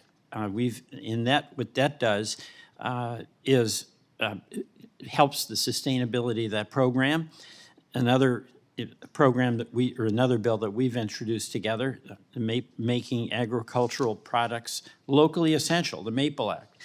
I want to ask Mr. Boring, we've talked a lot about maple syrup, but the climate-related disturbances are not unique to maple. It's affecting all kinds of crops. And my question is, what can we do to provide specialty crop growers the support they need to ensure the continuation of their family farms with all the changes in weather? Well, I think that's an excellent question. Certainly, we enjoy maple syrup in Michigan as well. We're coming into the season for that. Looking forward to that. I think we need more certainty for specialty crop growers. I think so much of the questions that issues we're talking about today come down to providing more certainty for producers. And in some ways, better valuing the impacts of what these crops are, not only for farms, but for the rural economies that process so many of them, the communities that they feed. We've touched on some points around, revisions to crop insurance, certainly. We need better management tools so that we can deal with increasingly extreme and erratic weather. I think there's promise about looking at how we broaden out conservation practices and Let me the go on impact on to resiliency another there. question. I mean, I think we have to have more emphasis on them because the real opportunity is it's local, it's nutritious. The people in the communities really support it, and it's an entry point for some younger farmers that doesn't have as many financial barriers. Just as an example, Mr. Chairman, the USDA has a specialty crop block grant program. In Vermont, received $334,000. That's not a lot of money in the scheme of things, but it did a lot in Vermont. With a $56,000 grant, one USDA recipient in Vermont was able to expand the market opportunities for 60 local farmers. And a lot of this is like the farm stand type of situation. This is tiny compared to the $6.3 billion that we spend on the commodity crop program. It's important, I know, to you, but the specialty is really important as well. So tell me, how is the federal funding, and Mr. Boring, freeze affected our specialty crop growers? It creates uncertainty. And I think that's the biggest question of what those risk mitigation tools are going to be into the future, of the reliability and access to markets when crops might be harvested later this fall.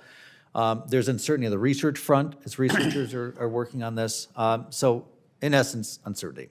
Thank you. I yield back. Thank you. Senator Lujan. Thank you, Mr. Chairman. And Mr. Chairman, as I begin, I'd like to ask that written testimony from Gene Baca of Bueno Foods, that his remarks be submitted into the record. Without objection. Thank you so much, Mr. Chairman. Mr. Baca is a 14th generation New Mexican, founder and former president of the New Mexico Chili Association, and a leader in New Mexico's food and agricultural industry. Now, the strength of our country and our agricultural industry, I believe, is its diversity. That's a word that I use a lot. It's a good word. It talks about our crops. Diversity in crops is good. The success, Mr. Hinton, that you described with the varieties and the diversity you have of crops help you prosper and connect with more folks, whether it's domestically or internationally. And I applaud you for that as well. The diversity of our growers and the products they raise and grow help make us stronger as a nation. We need more producers in America, not fewer producers. We need more generations. Well, I can't brag that I'm 8th generation farming, sir. I'm 4th generation in the family house that I live in today and the little farm that I still call home. And God willing, it will be in the family for generations after us. But the power of finding more farmers, encouraging younger generations to get involved and stay involved is so critically important. I've spoken many times in this committee about how the Farm Bill can and should do more to support the diverse farms and ranches across our great country. I look forward to working on some bipartisan initiatives where we provide support farmer to farmer. There's a lot of programs out there that provide support to farmers, but if you're a farmer and you're giving your time to another farmer to teach them how to farm and qualify for these USDA programs, you don't get compensated a penny out of the generosity of your heart because you care about the industry. Well, there should be a support program for that so we can tap into the genius of existing farmers and producers across the country and learn from them how best to do what you do. I look forward to continuing this work, and as I said, it's bipartisan. Now, Mr. Echeverry, in your testimony, you mentioned the frustrations that New Mexico growers have with crop insurance and your desire to see it expand. What challenges do you see specialty crop growers facing when looking at the risk management tools currently available to them? Sir, bureaucracy. We want the insurance, and there is minimal insurance, and we asked USDA to be able to get more insurance, and we were basically told, okay, go collect the data yourself, and then we'll take a look at the data you collect. we're all working full-time jobs. The average on-farm time for a grower is 18 hours a day. For him to stop and do the job that the USDA should do is hard enough. I appreciate that, Mr. Echeverry. And Mr. Chairman, as I've learned from smaller producers across the country, there are offerings on paper, but they don't work once folks try to get them to use them. I often compare it to when we talk about water rights in the West, we like wet water. We don't just like water on paper. And everyone's chuckling here because you know what I'm talking about. It's the same vein in this space. You shouldn't just get a piece of paper that says you bought the policy. It's got to work for these folks, and I look forward to working with you on that and the ranking member. Now, Ben, I want to maybe get something from you for the official record so that you have some thought to put into this, but specifically, what should Congress do to expand access to risk management programs for specialty crop growers? And I'd invite all of you to help us understand how to cut through that bureaucracy as well, and then make sure that that policy is actually applicable to what you're doing on the ground and helping folks. There's a farmer from New Mexico that testified to this committee not long ago, and he taught me that he had to learn how to farm USDA. I said, what do you mean by that, Mr. Bustos? He said, if I don't farm USDA, I don't get access to any of these programs, so I had to change the way that I was planting, change the way that I was going after programs. And that thought has stuck with me for years at a time because it shouldn't be that case. You're there to produce food, to nurture that land, to make sure that you're selling those crops. You don't need to be going through all these other steps. So I hope that we can get that better as well. Mr. Chairman, I have a slew of other questions, but I've gone on and on my own. So I'm just going to submit them into the record to each and every one of you. Mr. Echeverry, I can't thank you enough for taking time to travel from home to come out here. I mean this truly because you're in the midst of a lot of important decisions that are taking place as we speak. But it means a lot to the people back home that you're here. And I hope that the rest of the country just falls in love with Chile as much as we love it as well. So thanks again.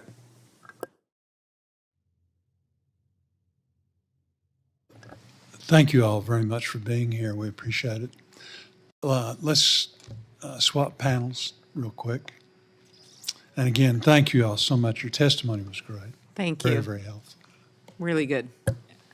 Really And good. I am going to go to New Mexico and have these chilies. That's my plan. We want the Lujan chili.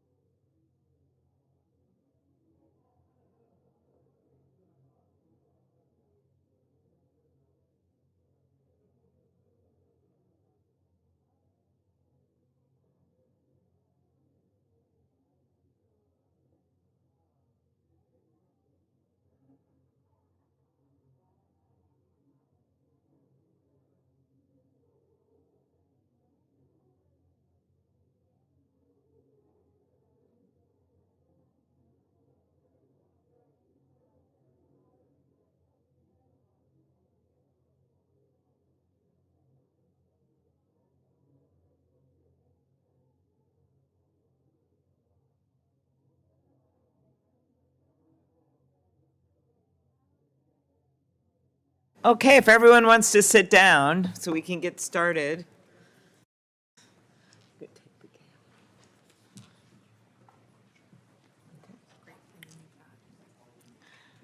All right, thank you. Chairman Boozman had to go vote, so he has given me the gavel, so who knows what's going to happen. But I am pleased to introduce this second panel. And if we could all sit down, thank you. There we go. That first panel couldn't have gone better. As you can see, we have a lot of interested members and a lot of bipartisan support for a lot of the ideas we're talking about. So our second panel. First of all, we have Mr. Ben Lefelt, and he serves as president of the American Sheep Industry Association.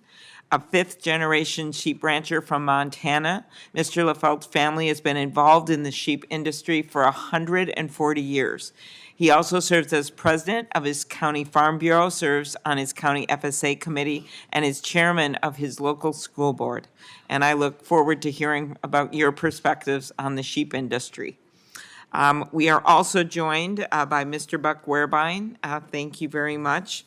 And I know that Senator Fisher wanted to be here to welcome you. She said great things about you. But I will introduce you for now. You are from Waterloo, Nebraska. Is that right? And you serve as president of the National Cattlemen's Beef Association. I think Senator Fisher knows a little bit about cattle. Mr. Werbine brings over 45 years of experience from the cattle feeding sector across both Texas and Nebraska, and has served in various leadership posts in the beef industry. Thank you for being here today. It's also an important industry in my state. We are also joined by Mr. Harold Horrigan, and Senator Welch is here to introduce Mr. Horrigan. Thank you very much. Mr. Horrigan is here from the dairy capital of the United States of America, Sheldon, Vermont. And we are glad to have him. Harold and his wife, Bet, she's an elementary teacher, are the sixth generation on their family farm. Is that right? 6 generations. And he's got grandkids there right now doing the work while we're here. 4 adult children, 5 grandchildren. He's in business with his brothers, Lawrence and Michael, and his 3 sons, 3 nephews and their families. They've got 4 dairies, 350 cows on each. And I started out my political career on the Agriculture Committee in the state of Vermont in 1981. And your uncle, Harold, was my boss on the Agriculture Committee. And one time he gave me the highest compliment. He said, "You're a dairy guy." So I am delighted to have you here representing Vermont dairy. It's just wonderful, and we're going to see a great farmer. Thank you. Very exciting. Thank you, Senator Welch. Now, Minnesota is the top turkey producing state in the nation. I don't know if you knew that, Senator Welch. Yes. As well as the second top pork producer in the U.S.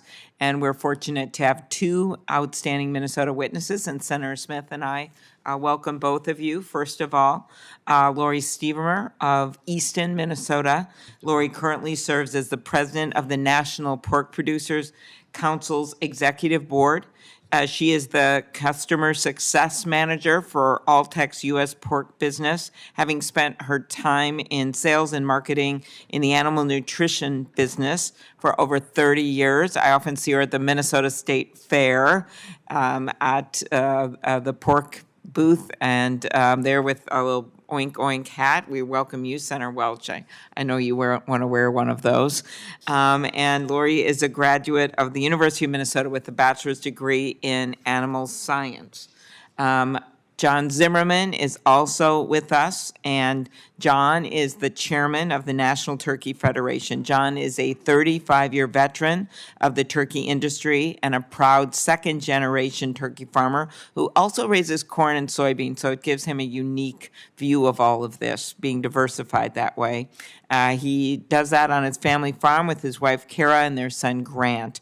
I've known John for several years, and I remember when avian flu hit and just the emotion of so many of yours and your producers during that time. And I know you're going to provide an incredibly valuable perspective to this committee today. We also have with us Tony Wesner from Seymour, Indiana, on behalf of the United Egg Producers. Mr. Wesner serves as CEO of Rose Acre Farms, the second largest egg producer in the nation. He has served in various roles with Rose Acre Farms over the past 30 years, and given everything that's going on, there's a lot of discussion about eggs right now and what's happening with avian flu and prices, and I really look forward to your testimony on the challenges that our egg producers currently face. So thank you for being here today. Thank you for being here today, Mr. Wesner.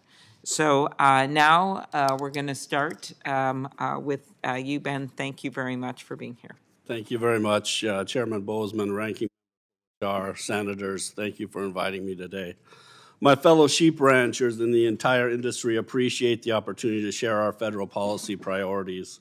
The Farm Bill specifically and 2025 in general will be key for the survival of our industry, given the impacts from federal regulations, taxes, federal programs, and trade on my fellow producers. As the oldest livestock trade association in the country, we are a key component to America's future. From the land we have cherished and protected for generations, to the uniforms worn by our American warriors, and the high-quality American lamb that has fed them and their fellow Americans for centuries, we are proud and a key piece of that American story. Sheep producers are dealing with record high input costs and depressed or flat markets for lamb and wool. The wholesale lamb market has been stagnant for the past year, and any uptick is quickly dampened by a surge of imports of Australia and New Zealand lamb. In fact, 2024 saw portions of those imports increase by 1/3 over 2023. ASI's producers are looking for solutions to help curb the influx of those imported lamb that seems to continually floor our market.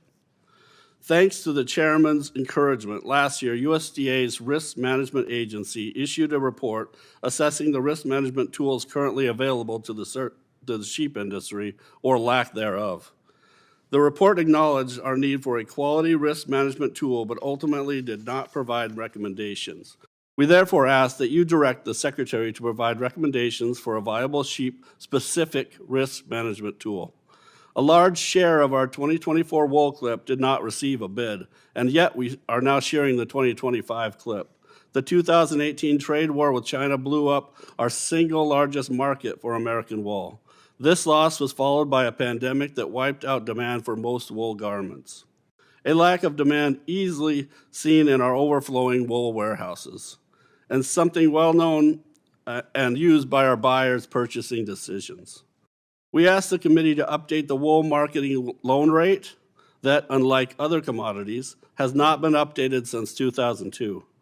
We strongly support the 2024 House Bill's proposal and appreciate your mirroring of that effort.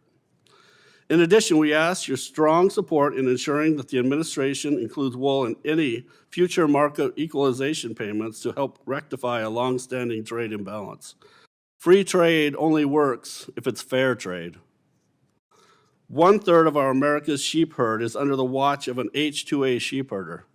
Our labor costs have skyrocketed over the past 8 years. Salary alone in California, the second largest sheep producing state, is nearly $58,000 annually per herder. This, combined with the mandate that we provide the herders with food, board and clothing, while also covering their application and visa fees, has driven our costs to an untenable level. California has lost nearly 15% of sheep production over the last 2 years alone. Our survival is literally reliant on a modernized sheep herder guest worker program. In closing, we support the FMD and MAP programs, the reauthorization of the livestock mandatory price reporting, the enhancement of conservation and technical assistance tools, and the vital funding from our Farm Bill's orphan programs.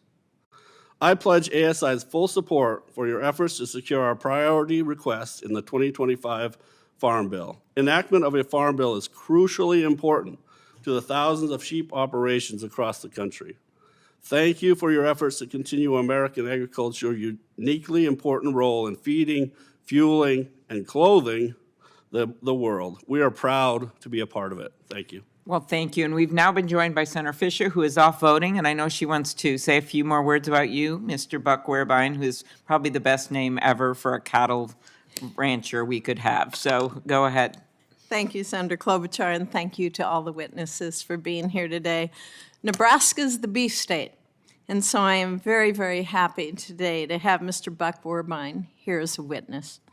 In May of 2023, when Chairman Boozman visited Nebraska on his Farm Bill tour, we were able to visit Buck's feedlot and hear directly from him about how the Farm Bill could support cattle producers.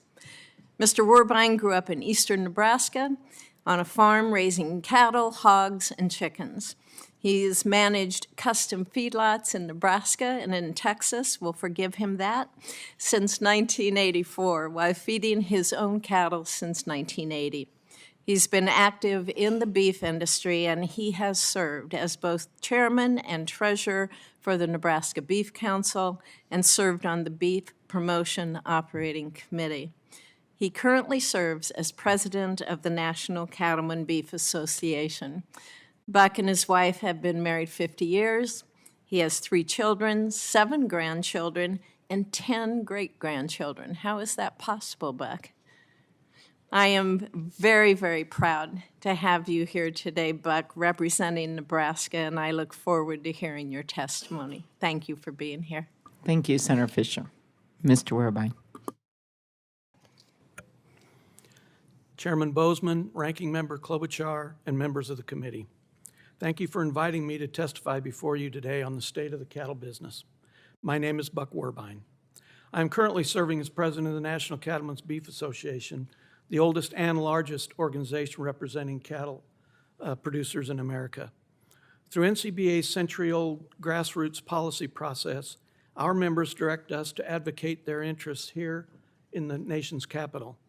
It is on behalf of these family seed stock, cow-calf, stocker, and feeding operations that I appear before you today. Overall, I am pleased to report that the state of the cattle industry is strong. Strong cattle prices and beef demand have made the marketing environment for cattle better than virtually any time in the last 5 years. It is worth noting that these market improvements have occurred without any new legislation or regulation aimed at the cattle markets. While we have reason for optimism, like everyone else in agriculture, cattlemen and cattlewomen still face challenges, particularly with input costs that seem to never stop rising. Unfortunately, the rising costs of feed, fuel, animal health products, and other essentials still pose the greatest threat to producer profitability. We are hopeful Congress and the new Trump administration can swiftly adopt policies which will curb these inflationary pressures and deliver critical relief to cattle producers. As you look for ideas on how to accomplish this, I would draw your attention to the following key issues.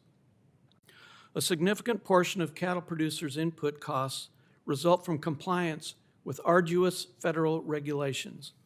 Whether adhering to Agenda-Driven Endangered Species Act and National Environmental Policy Act requirements, or navigating miles of bureaucratic red tape to access farm programs, the outsized impact of federal rules cuts into producers' pockets. While we are grateful that some of the most atrocious proposed regulations, like the Biden administration's attempts to rewrite the Packers and Stockyards Act, have been abandoned, more oversight is needed to ensure similarly harmful rules never finalize. In a post-Chevron deference world and with a renewed eye on government efficiency, we are hopeful that common sense will be inserted into the rulemaking process. Producer profitability is always at the forefront of NCBA's priority, and right-sizing the federal government is the smartest way to begin addressing that issue. One of the most effective tools designed to put dollars back into the pockets of farmers and ranchers is the beef checkoff. This immensely popular program has come under fire from the radical animal rights industry and the fake farm groups they bankroll. The truth is, the beef checkoff works for producers, and it does all this with the pooled resources of cattle producers across the country at zero cost to the taxpayer. The beef checkoff is the model public-private partnership, and NCBA urges Congress to reject measures aimed at dismantling it. NCBA also urges the House and Senate to swiftly adopt a farm bill. We have supported and continue to support Chairman Thompson's bipartisan legislation in your framework, Mr. Chairman. There are many other important issues which I do not have time to address in my opening statement, and I direct your attention to my written testimony for more detail. In closing, Mr. Chairman, NCBA is ready to work alongside this committee, this administration, and anyone else to ensure the future of the cattle industry remains strong. Thank you for your time, and I look forward to answering your question. Thank you very much. Next up, Mr. Horrigan. Chairman Boozman, Ranking Member Klobuchar, Thank you for the opportunity to testify. My name is Harold Horrigan. My wife, Beth, and I are sixth generation on our family farm in Vermont. I am honored to serve on the board of both Dairy Farmers of America and National Milk Producers Federation, which Dairy Farmers of America is a member. I'm pleased to speak today on the dairy industry. We appreciate all the steps you have taken toward completing a farm bill, and we urge this committee to prioritize timely passage of a new 5-year bill to provide certainty to our industry. The Dairy Margin Coverage Program has served farmers well during difficult times. Since it was implemented 6 years ago, our farm has consistently purchased the maximum $9.50 coverage, knowing it is meant to be a safety net when needed. We urge this committee to continue the program and update its production history calculation to reflect more recent on-farm production levels. I thank you, Chairman Boozman and Ranking Member Klobuchar, for your support for this update. We are also pleased that USDA has finalized its federal milk marketing order modernization decision, but we need this committee's help on one piece. The dairy industry lacks accurate, transparent data on dairy product processing costs. We thank members of this committee for supporting language to require USDA to conduct mandatory processing cost studies every 2 years. This will give us all better data, and we can hope to work with you in the future to get this done. I will touch on just a few more topics today. First, ag labor reform. We continue to face an acute shortage of workers. Dairy farmers consistently try to hire domestic workers, but ultimately rely on immigrant workers to make sure we can produce our milk. We strongly urge Congress to enact long overdue legislation to provide permanent certainty for our current workers and their families, and to open the H-2A program to dairy. Failing to act risks damaging the vitality of our entire sector. Second, trade. Nearly 1/5 of U.S. dairy production is exported, and this share is only likely to rise. We must seek new market access so we don't continue to slip behind our competitors. We urge doubling the funding for trade promotion programs, which boosts the presence of American dairy worldwide. We also urge Congress to help resolve trade issues with Canada during the USMCA review. Third, nutrition. Dairy is a nutrition powerhouse, but continues to be underconsumed by most Americans. I am grateful to you, Senator Welch, for co-authoring the bipartisan Whole Milk for Healthy Kids Act to fix our school nutrition problem, and I urge this committee to swiftly pass this legislation. Finally, H5N1. U.S. dairy farmers continue to work closely with USDA, FDA, and other agencies to safeguard dairy herds and farm employees from highly pathogenic avian influenza. We appreciate USDA's work to accelerate vaccine development and urge that a vaccine be made available as soon as possible. Thank you again for the opportunity to testify.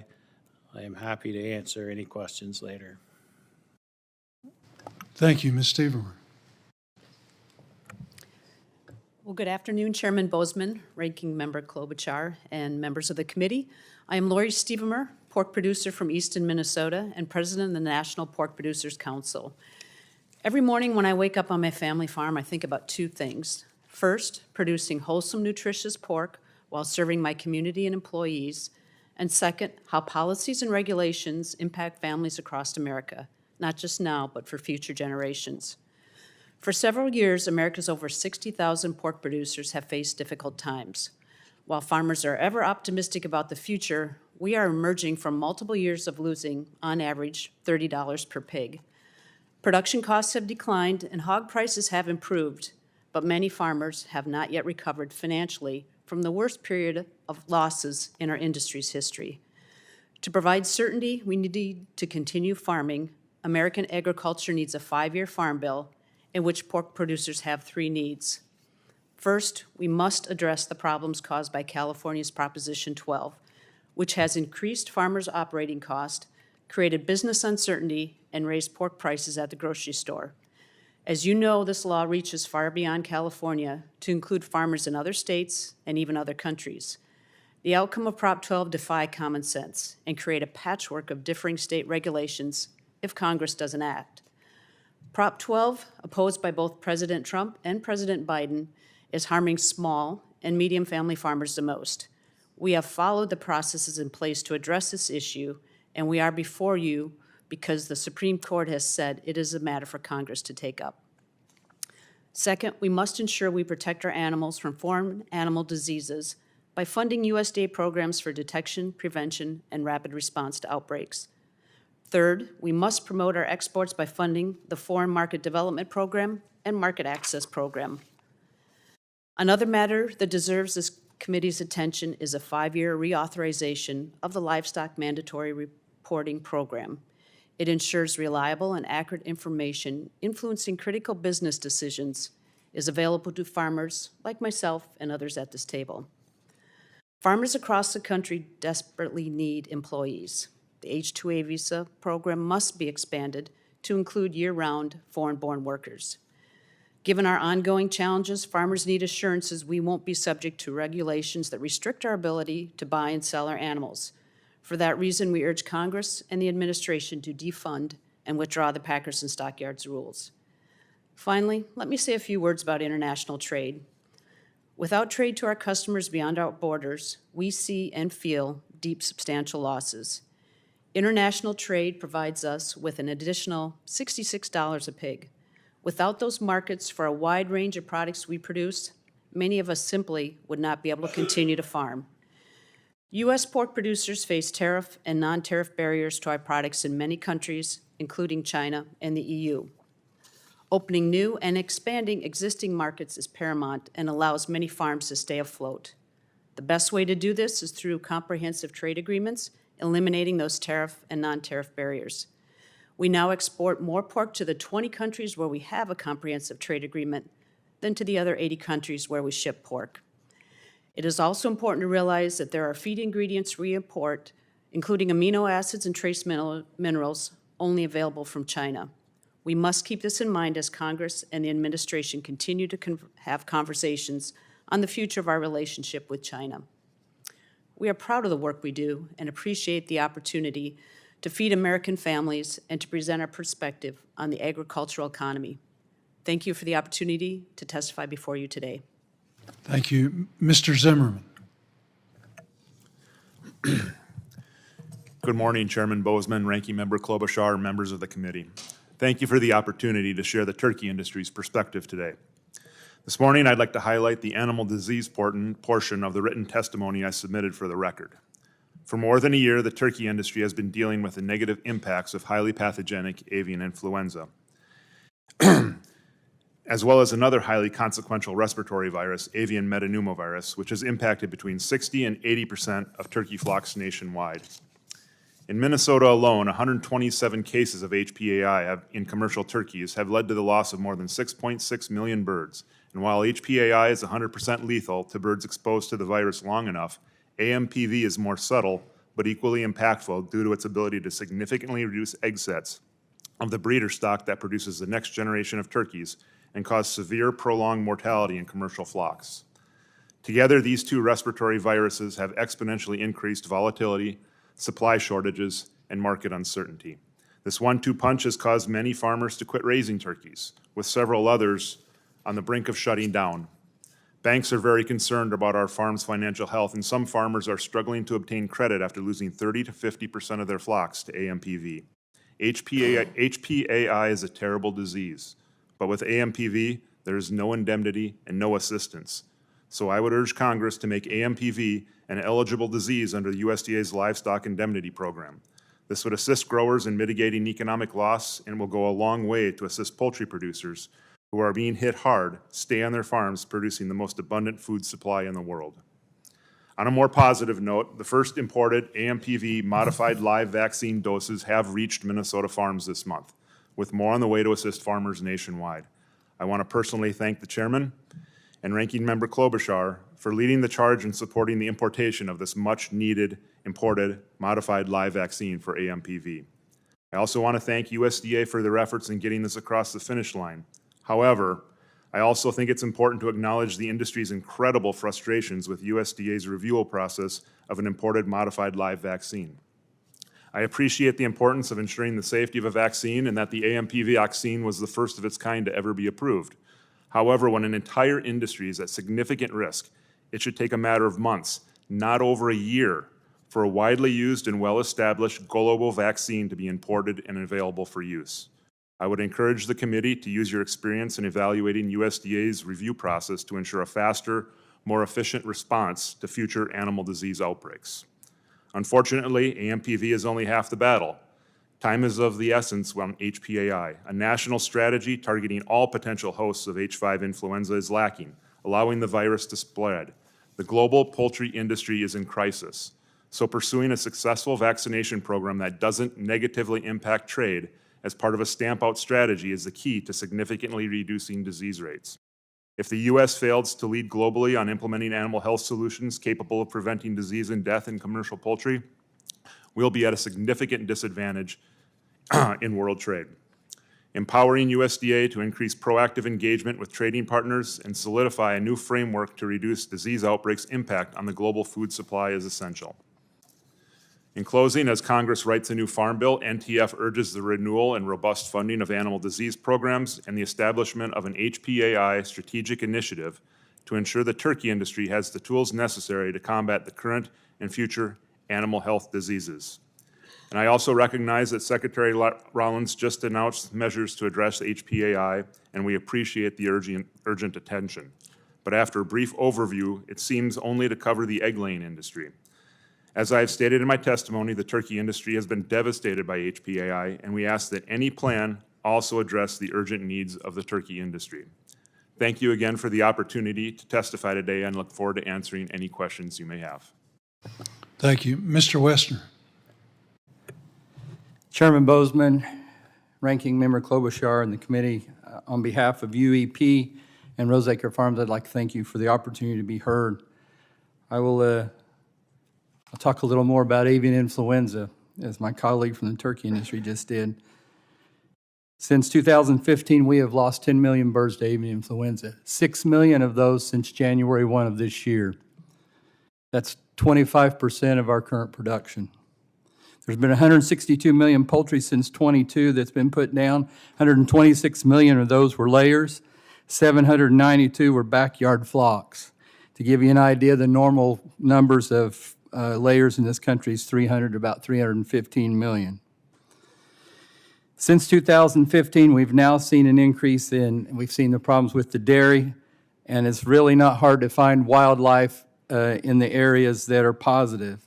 It is a biosecurity nightmare, and that is really our only method today to deal with it, along with depopulation. A lot of talk today about egg prices. Egg farmers today are not price makers, they're price takers. They do not get to set the market on eggs. It's like a corn and soybean farmer. We take what the price is, and it's done on supply and demand. Demand is extremely very high right now still. That is different than what we've seen in 2015.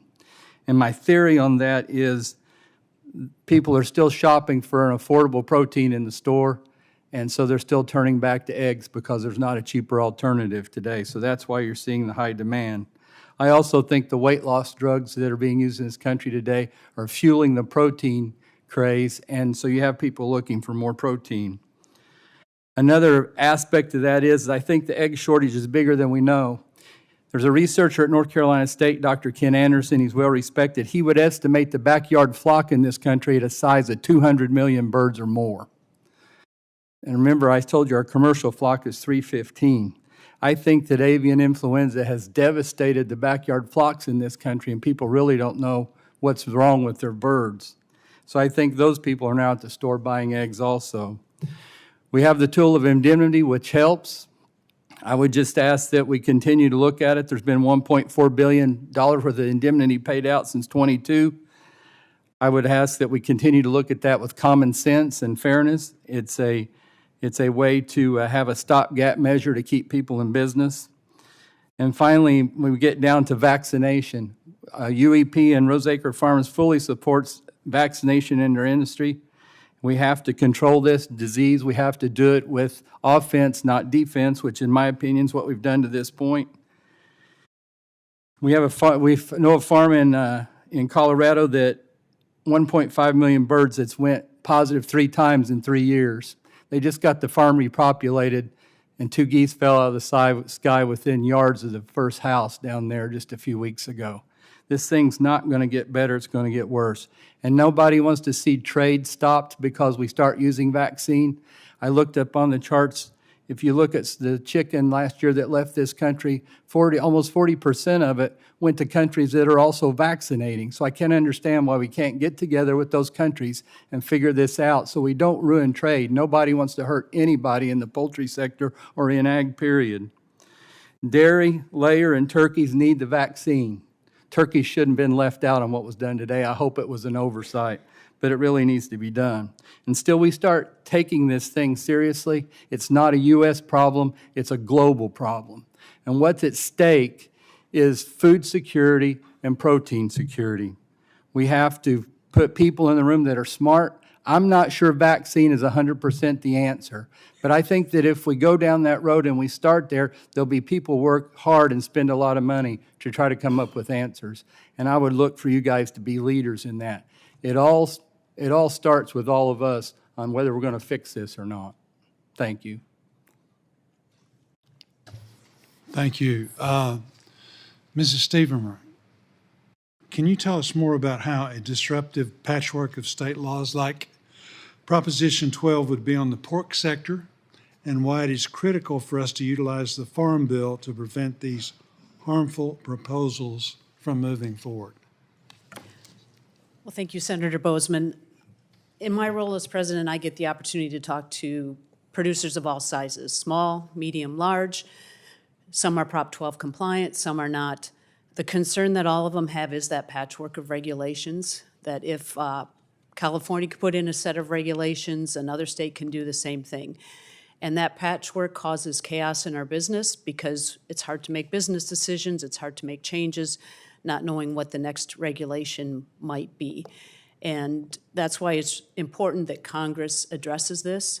The Supreme Court said it was Congress's issue to deal with, and so we need to have it addressed in the Farm Bill to provide that certainty so that we can make business decisions. I would say it's also generational. When we look at the next generation of farmers determining if they want to come into their family farms and they see that uncertainty, it's hard for them to know if that's where they want to be. Thank you. Very good. Mr. Wehrbein, over the past 4 years, the Biden administration went far beyond its mandate under the Packers and Stockyards Act to implement costly, burdensome rules, often without being able to show any quantifiable benefit to producers. Can you talk about the need to prevent these rules from proliferating in the future and the impact that regulatory overreach has on livestock producers? Thank you, Mr. Chairman. We feed about 70% of the cattle in our feedlot are customer cattle from Okeechobee, Florida to the Big Island of Hawaii and all points in between. And because of the opportunities for marketing, we have a lot of different ways that we can market their cattle so that they can be paid for the superior genetics and superior animal husbandry and so forth that makes a superior product. A lot of those opportunities would have been taken away by the changes to the Packers and Stockyards Act.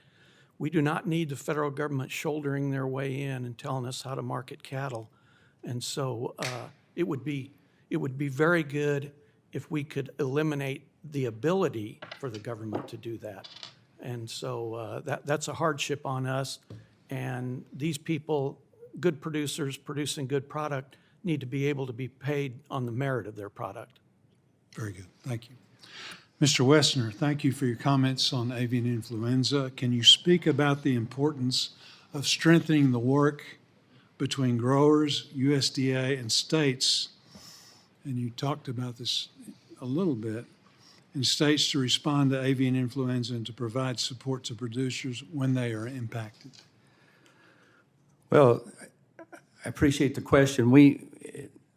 Our experience with USDA in navigating the bird flu problem, for the most part, has been very positive.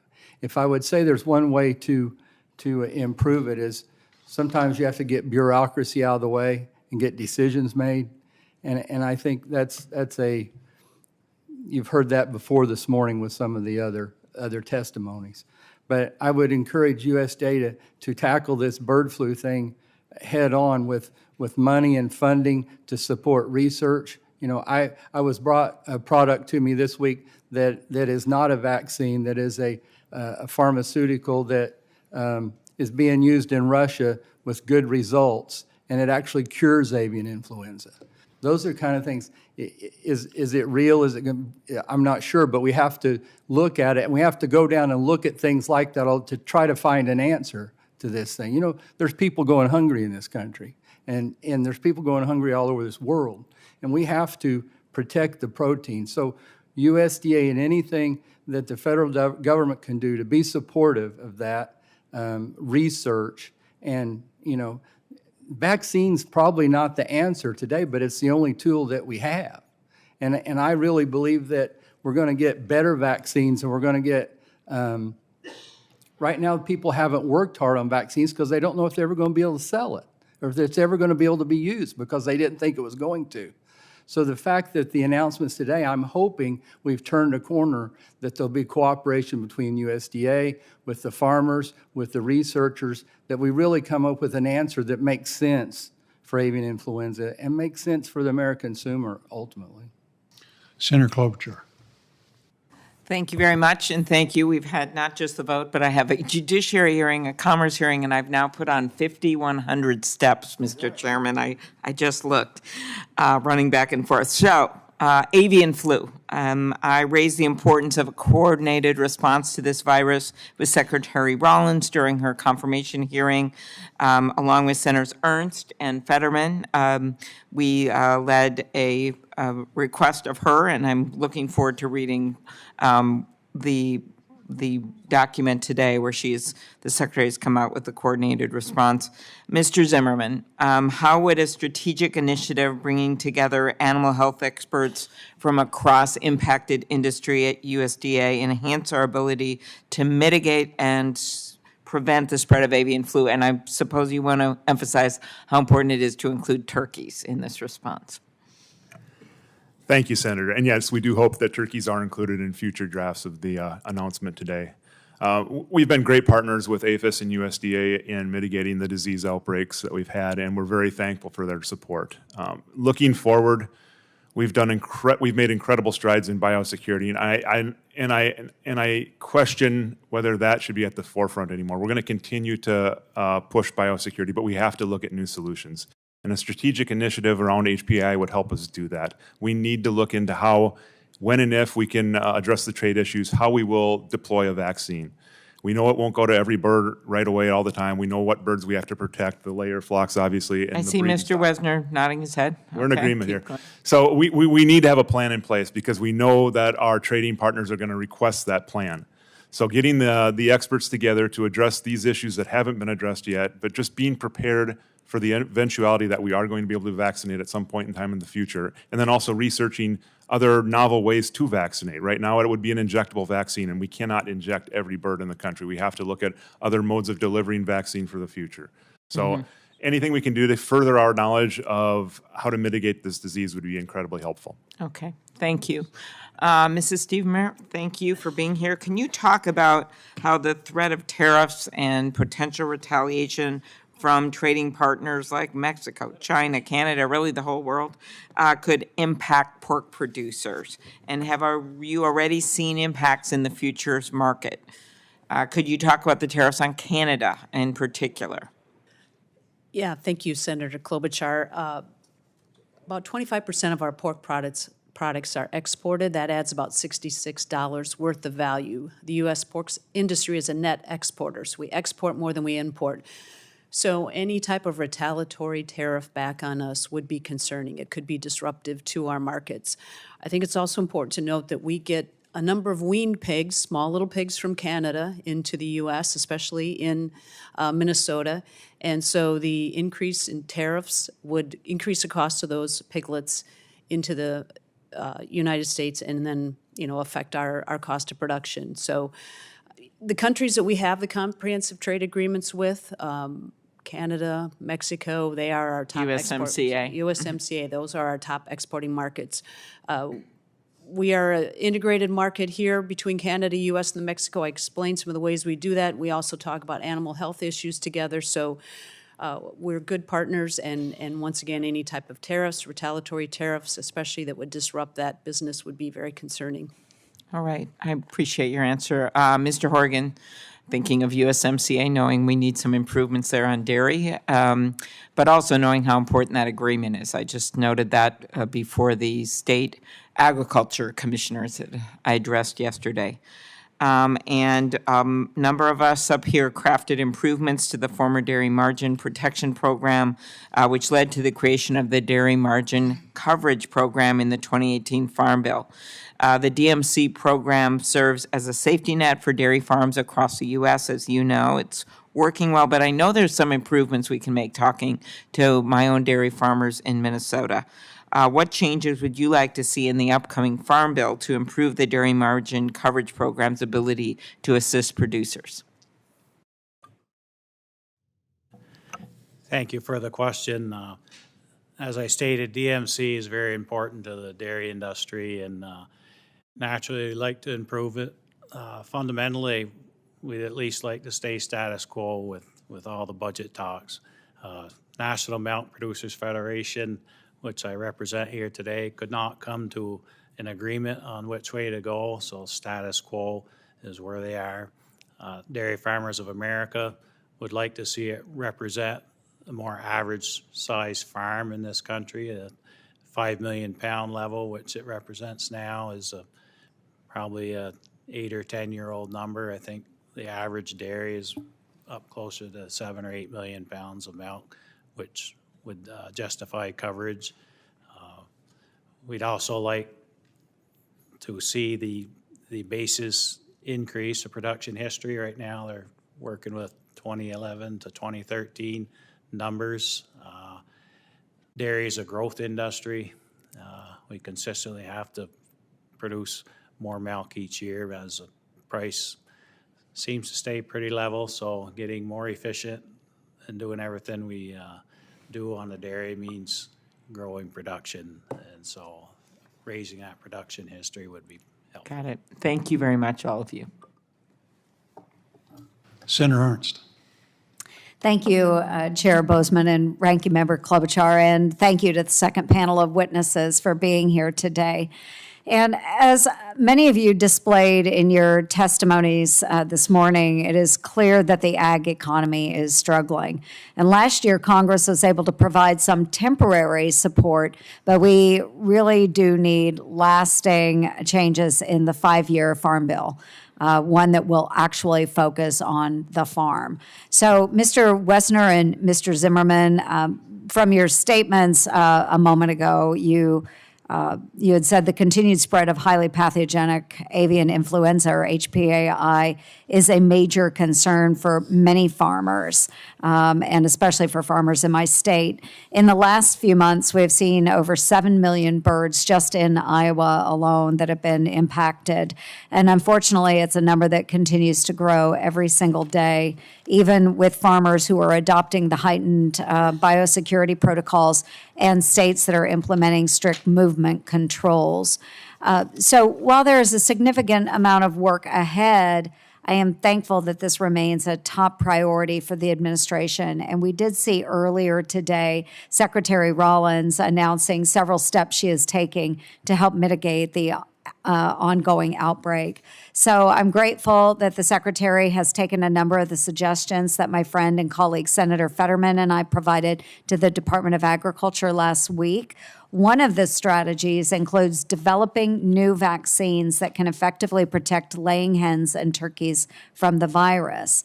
USDA is also creating a task force to effectively work through any trade concerns and maintain export access to international markets. So for both of you, let's start with Mr. Wessner. Thank you. Can you explain why a vaccination strategy is so important to preventing the spread of HPAI, and what do the next steps look like in protecting our trade? Well, the vaccination today is I believe, our only protection that we're going to have. If you look at diseases that we've had in the poultry industry in the past, there's some of them that just the only way to get past it was through vaccine. And I think this avian influenza, now that it's mutated to other species, and we've even had one human death in the United States, vaccine needs to be forefront, but they need to be the right vaccines. They need to be safe. And this isn't a short term. This isn't going to happen next year. This isn't going to happen. We're talking a 2 to 5 year thing to really, in my opinion, to really see much advancement, improvement. But I think when the light turns green, and researchers and the people that do know that it's going to be used, I think you'll see advancements maybe come quicker than I think. But we have to go down this road, because right now today it's the only answer we have. To do nothing is wrong. Hopefully they'll come up with better answers. Right now the vaccines today, as Mr. Zimmerman said, taking a needle to 300 million chickens across this country. A lot of them now cage-free, 45% or whatever. That's not an easy task and easily done. Someone's going to help us come up with a vaccine that makes sense. But today what we have is what we have, and we have to start somewhere. And I applaud the administration for making that step today. I just hope it doesn't take too long. Thank you. And I hope that we move roadblocks out of the way, and that we go after it with a vengeance, because there's a lot on the line. I appreciate that. Mr. Zimmerman? We're beyond biosecurity. We've done as much as we can. Some of our most strict biosecure facilities are still contracting AMPV and HPAI. So we need to look at new tools for our toolbox. And the primary tool we have to look at is vaccination. The viral load in the environment has exponentially increased, with dairy herds being infected now, and cats and other species. So, we've just seen a great increase in the incidence of HPI in Illinois, Indiana, and Ohio, where before it was in the Midwest. So we can't track it like we used to because of the viral load that is present in the environment.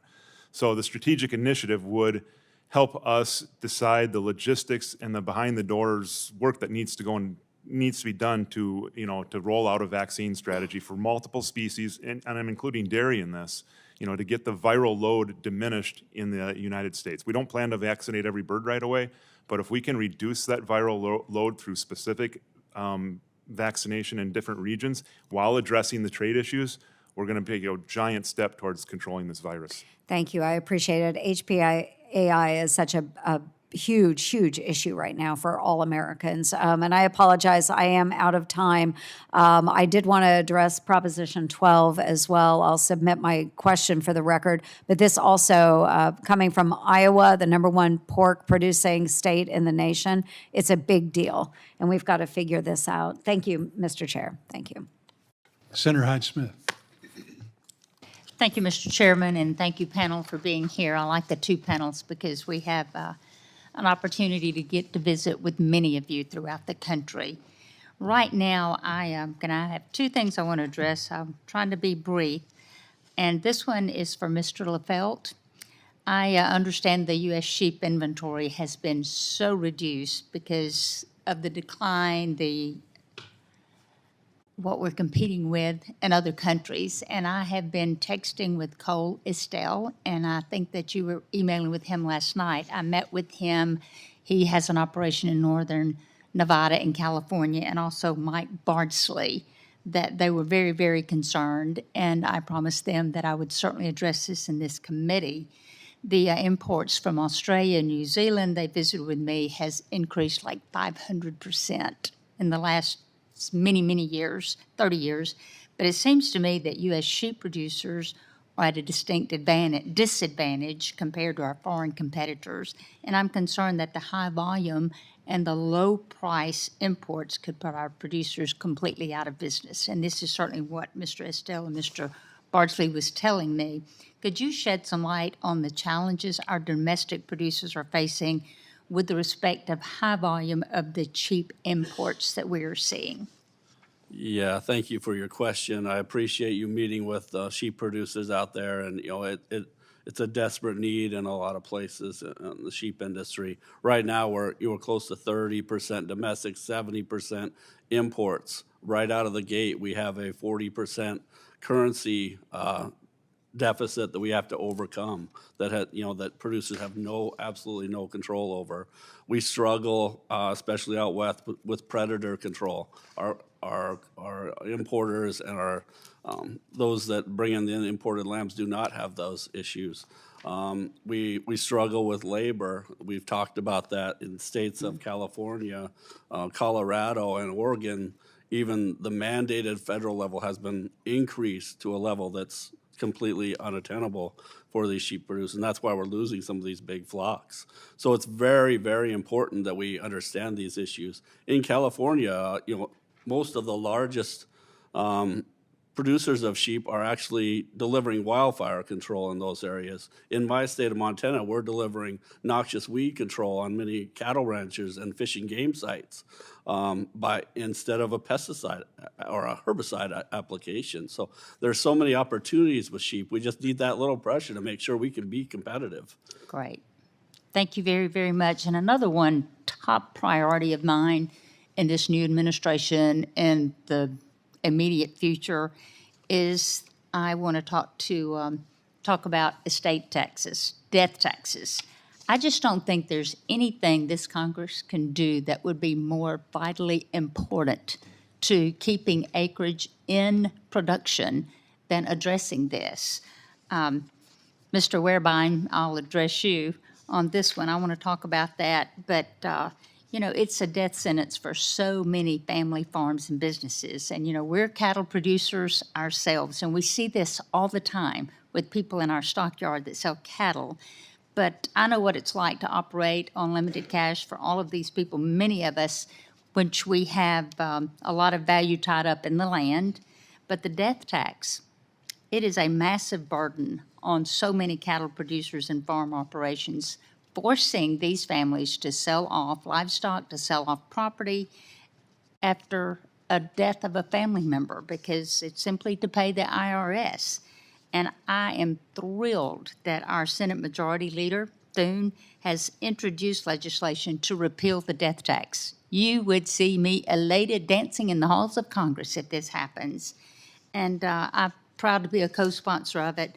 But while tax legislation doesn't fall under this committee's jurisdiction, the farm community needs to be more vocal about the death taxes. So many people don't realize how many acres are taken out of production when we're trying to feed this country because of this. We are losing acreage all the time. So will you please elaborate on the burden of the death tax in U.S. cattle operations? Amen, and thank you for that question.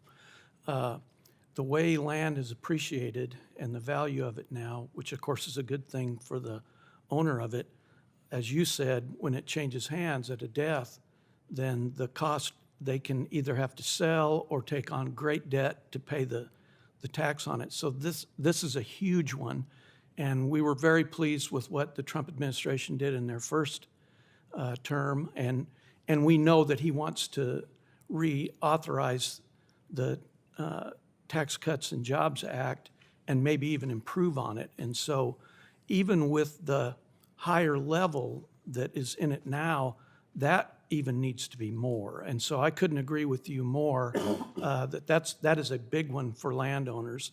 And in agriculture, which is high volume, low margin, it's especially a hardship. And so we appreciate your concern, and we will be working closely with the administration toward that end.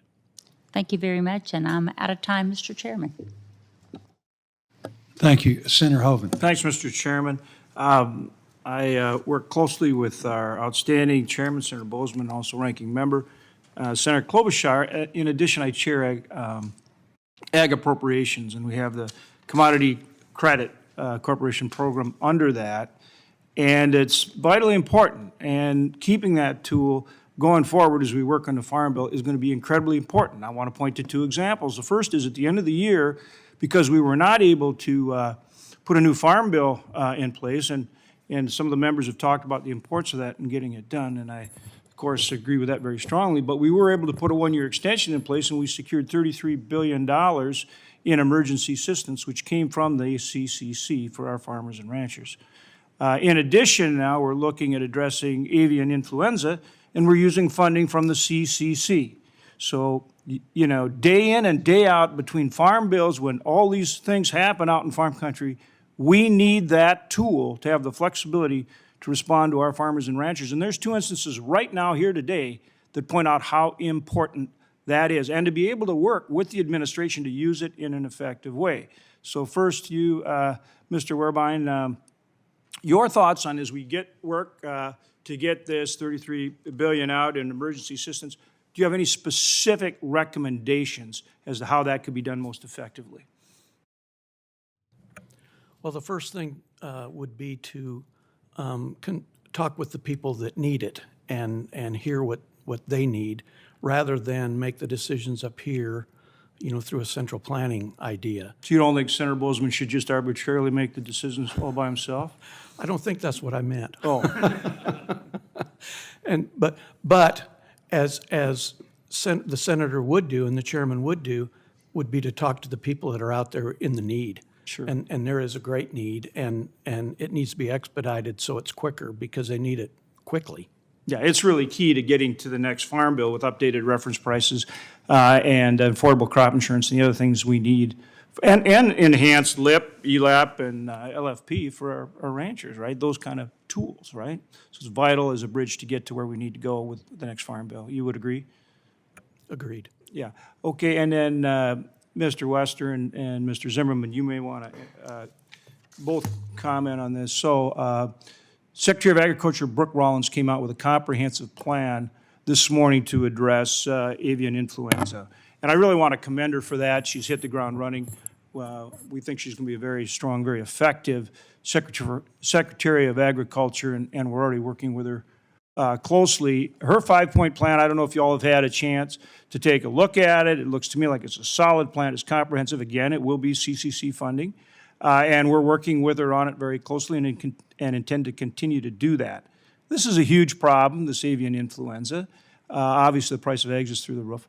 Have you had a chance to look at that 5-part plan, and do you have any specific thoughts or input that might be helpful as we work to implement it? I looked at it briefly before we walked in here this morning. I think it's a good start. I think it's a good start, and the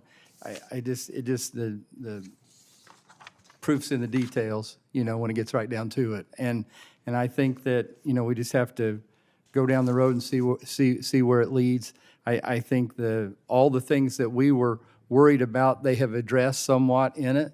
And when you look at the details, we'll just have to see if it makes sense how we're going to attack it. But you had to start somewhere. And I commend the administration, and I commend her for taking that step. And it doesn't matter what happens in the past. It only matters what we do today and what we do tomorrow. And I'm excited about it. And I think I think it's a good start. I really do. We've got to come up with funding, maybe for national poultry research programs and things to really look at these things, not just deal with this problem today, but to deal with problems in the next decade and the decade after that, so we don't have to relive these things. And I think it can be done, but we can't do it pulling funding out of some of these research labs where a lot of smart people can really come together and get answers. Yeah, well, this is a $1 billion comprehensive plan, and so I think she's really taken the right approach here. And obviously implementing it, we need to work closely with folks like you, because it's complicated. Trade affects so many things. It does. To get it right and to make sure it's effective as expeditiously as possible. Anything you wanted to add, Mr. Zimmerman?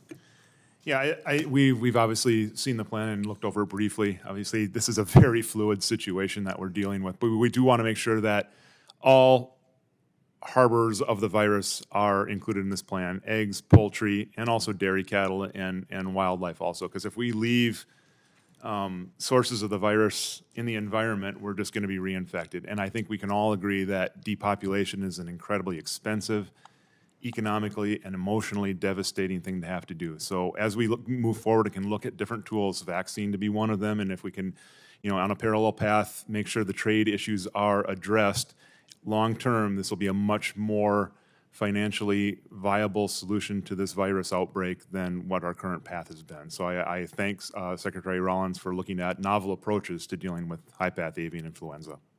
Thank you. Thank you, Mr. Chair. Senator from Kansas, Senator Moran. Mr. Chairman, thank you. I've chaired hearings before, and the last thing you want is somebody to walk in at the last minute and put their nameplate up and ask a question.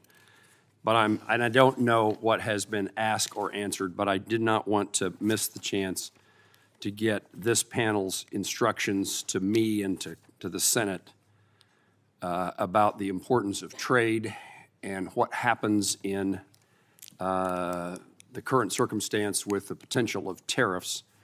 And maybe the easiest question in that arena is what countries could we enter into bilateral trade agreements with that would be the most beneficial and something we might actually be able to achieve?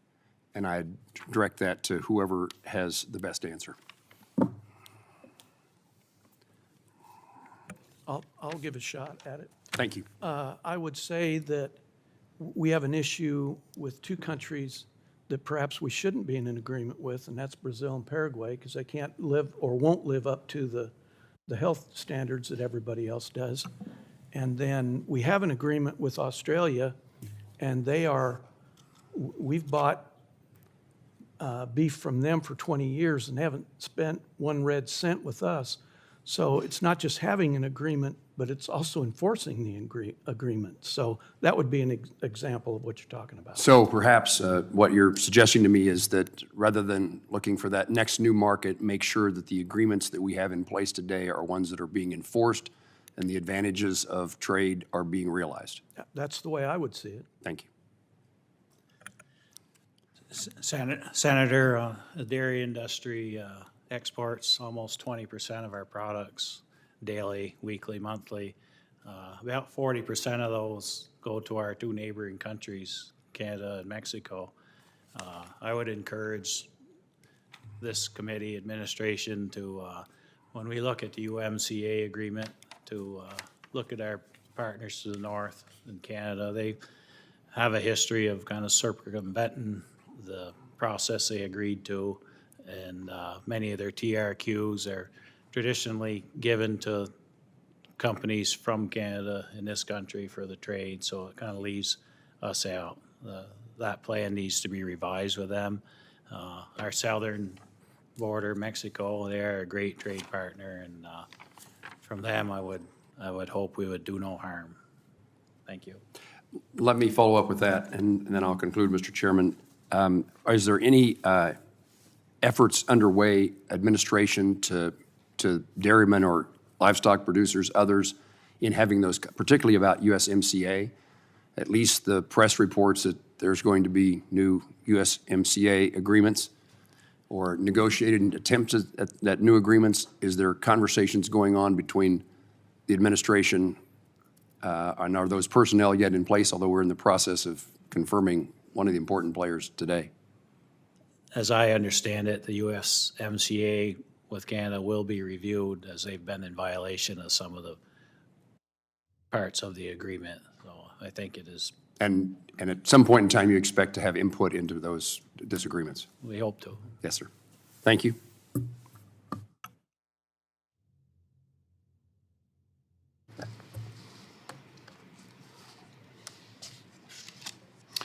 I want to thank again all of our witnesses for being here. You all did a tremendous job, and this is certainly very, very helpful, and we appreciate your participation. I know you've got other things to do, but both panels represented their industries very, very well.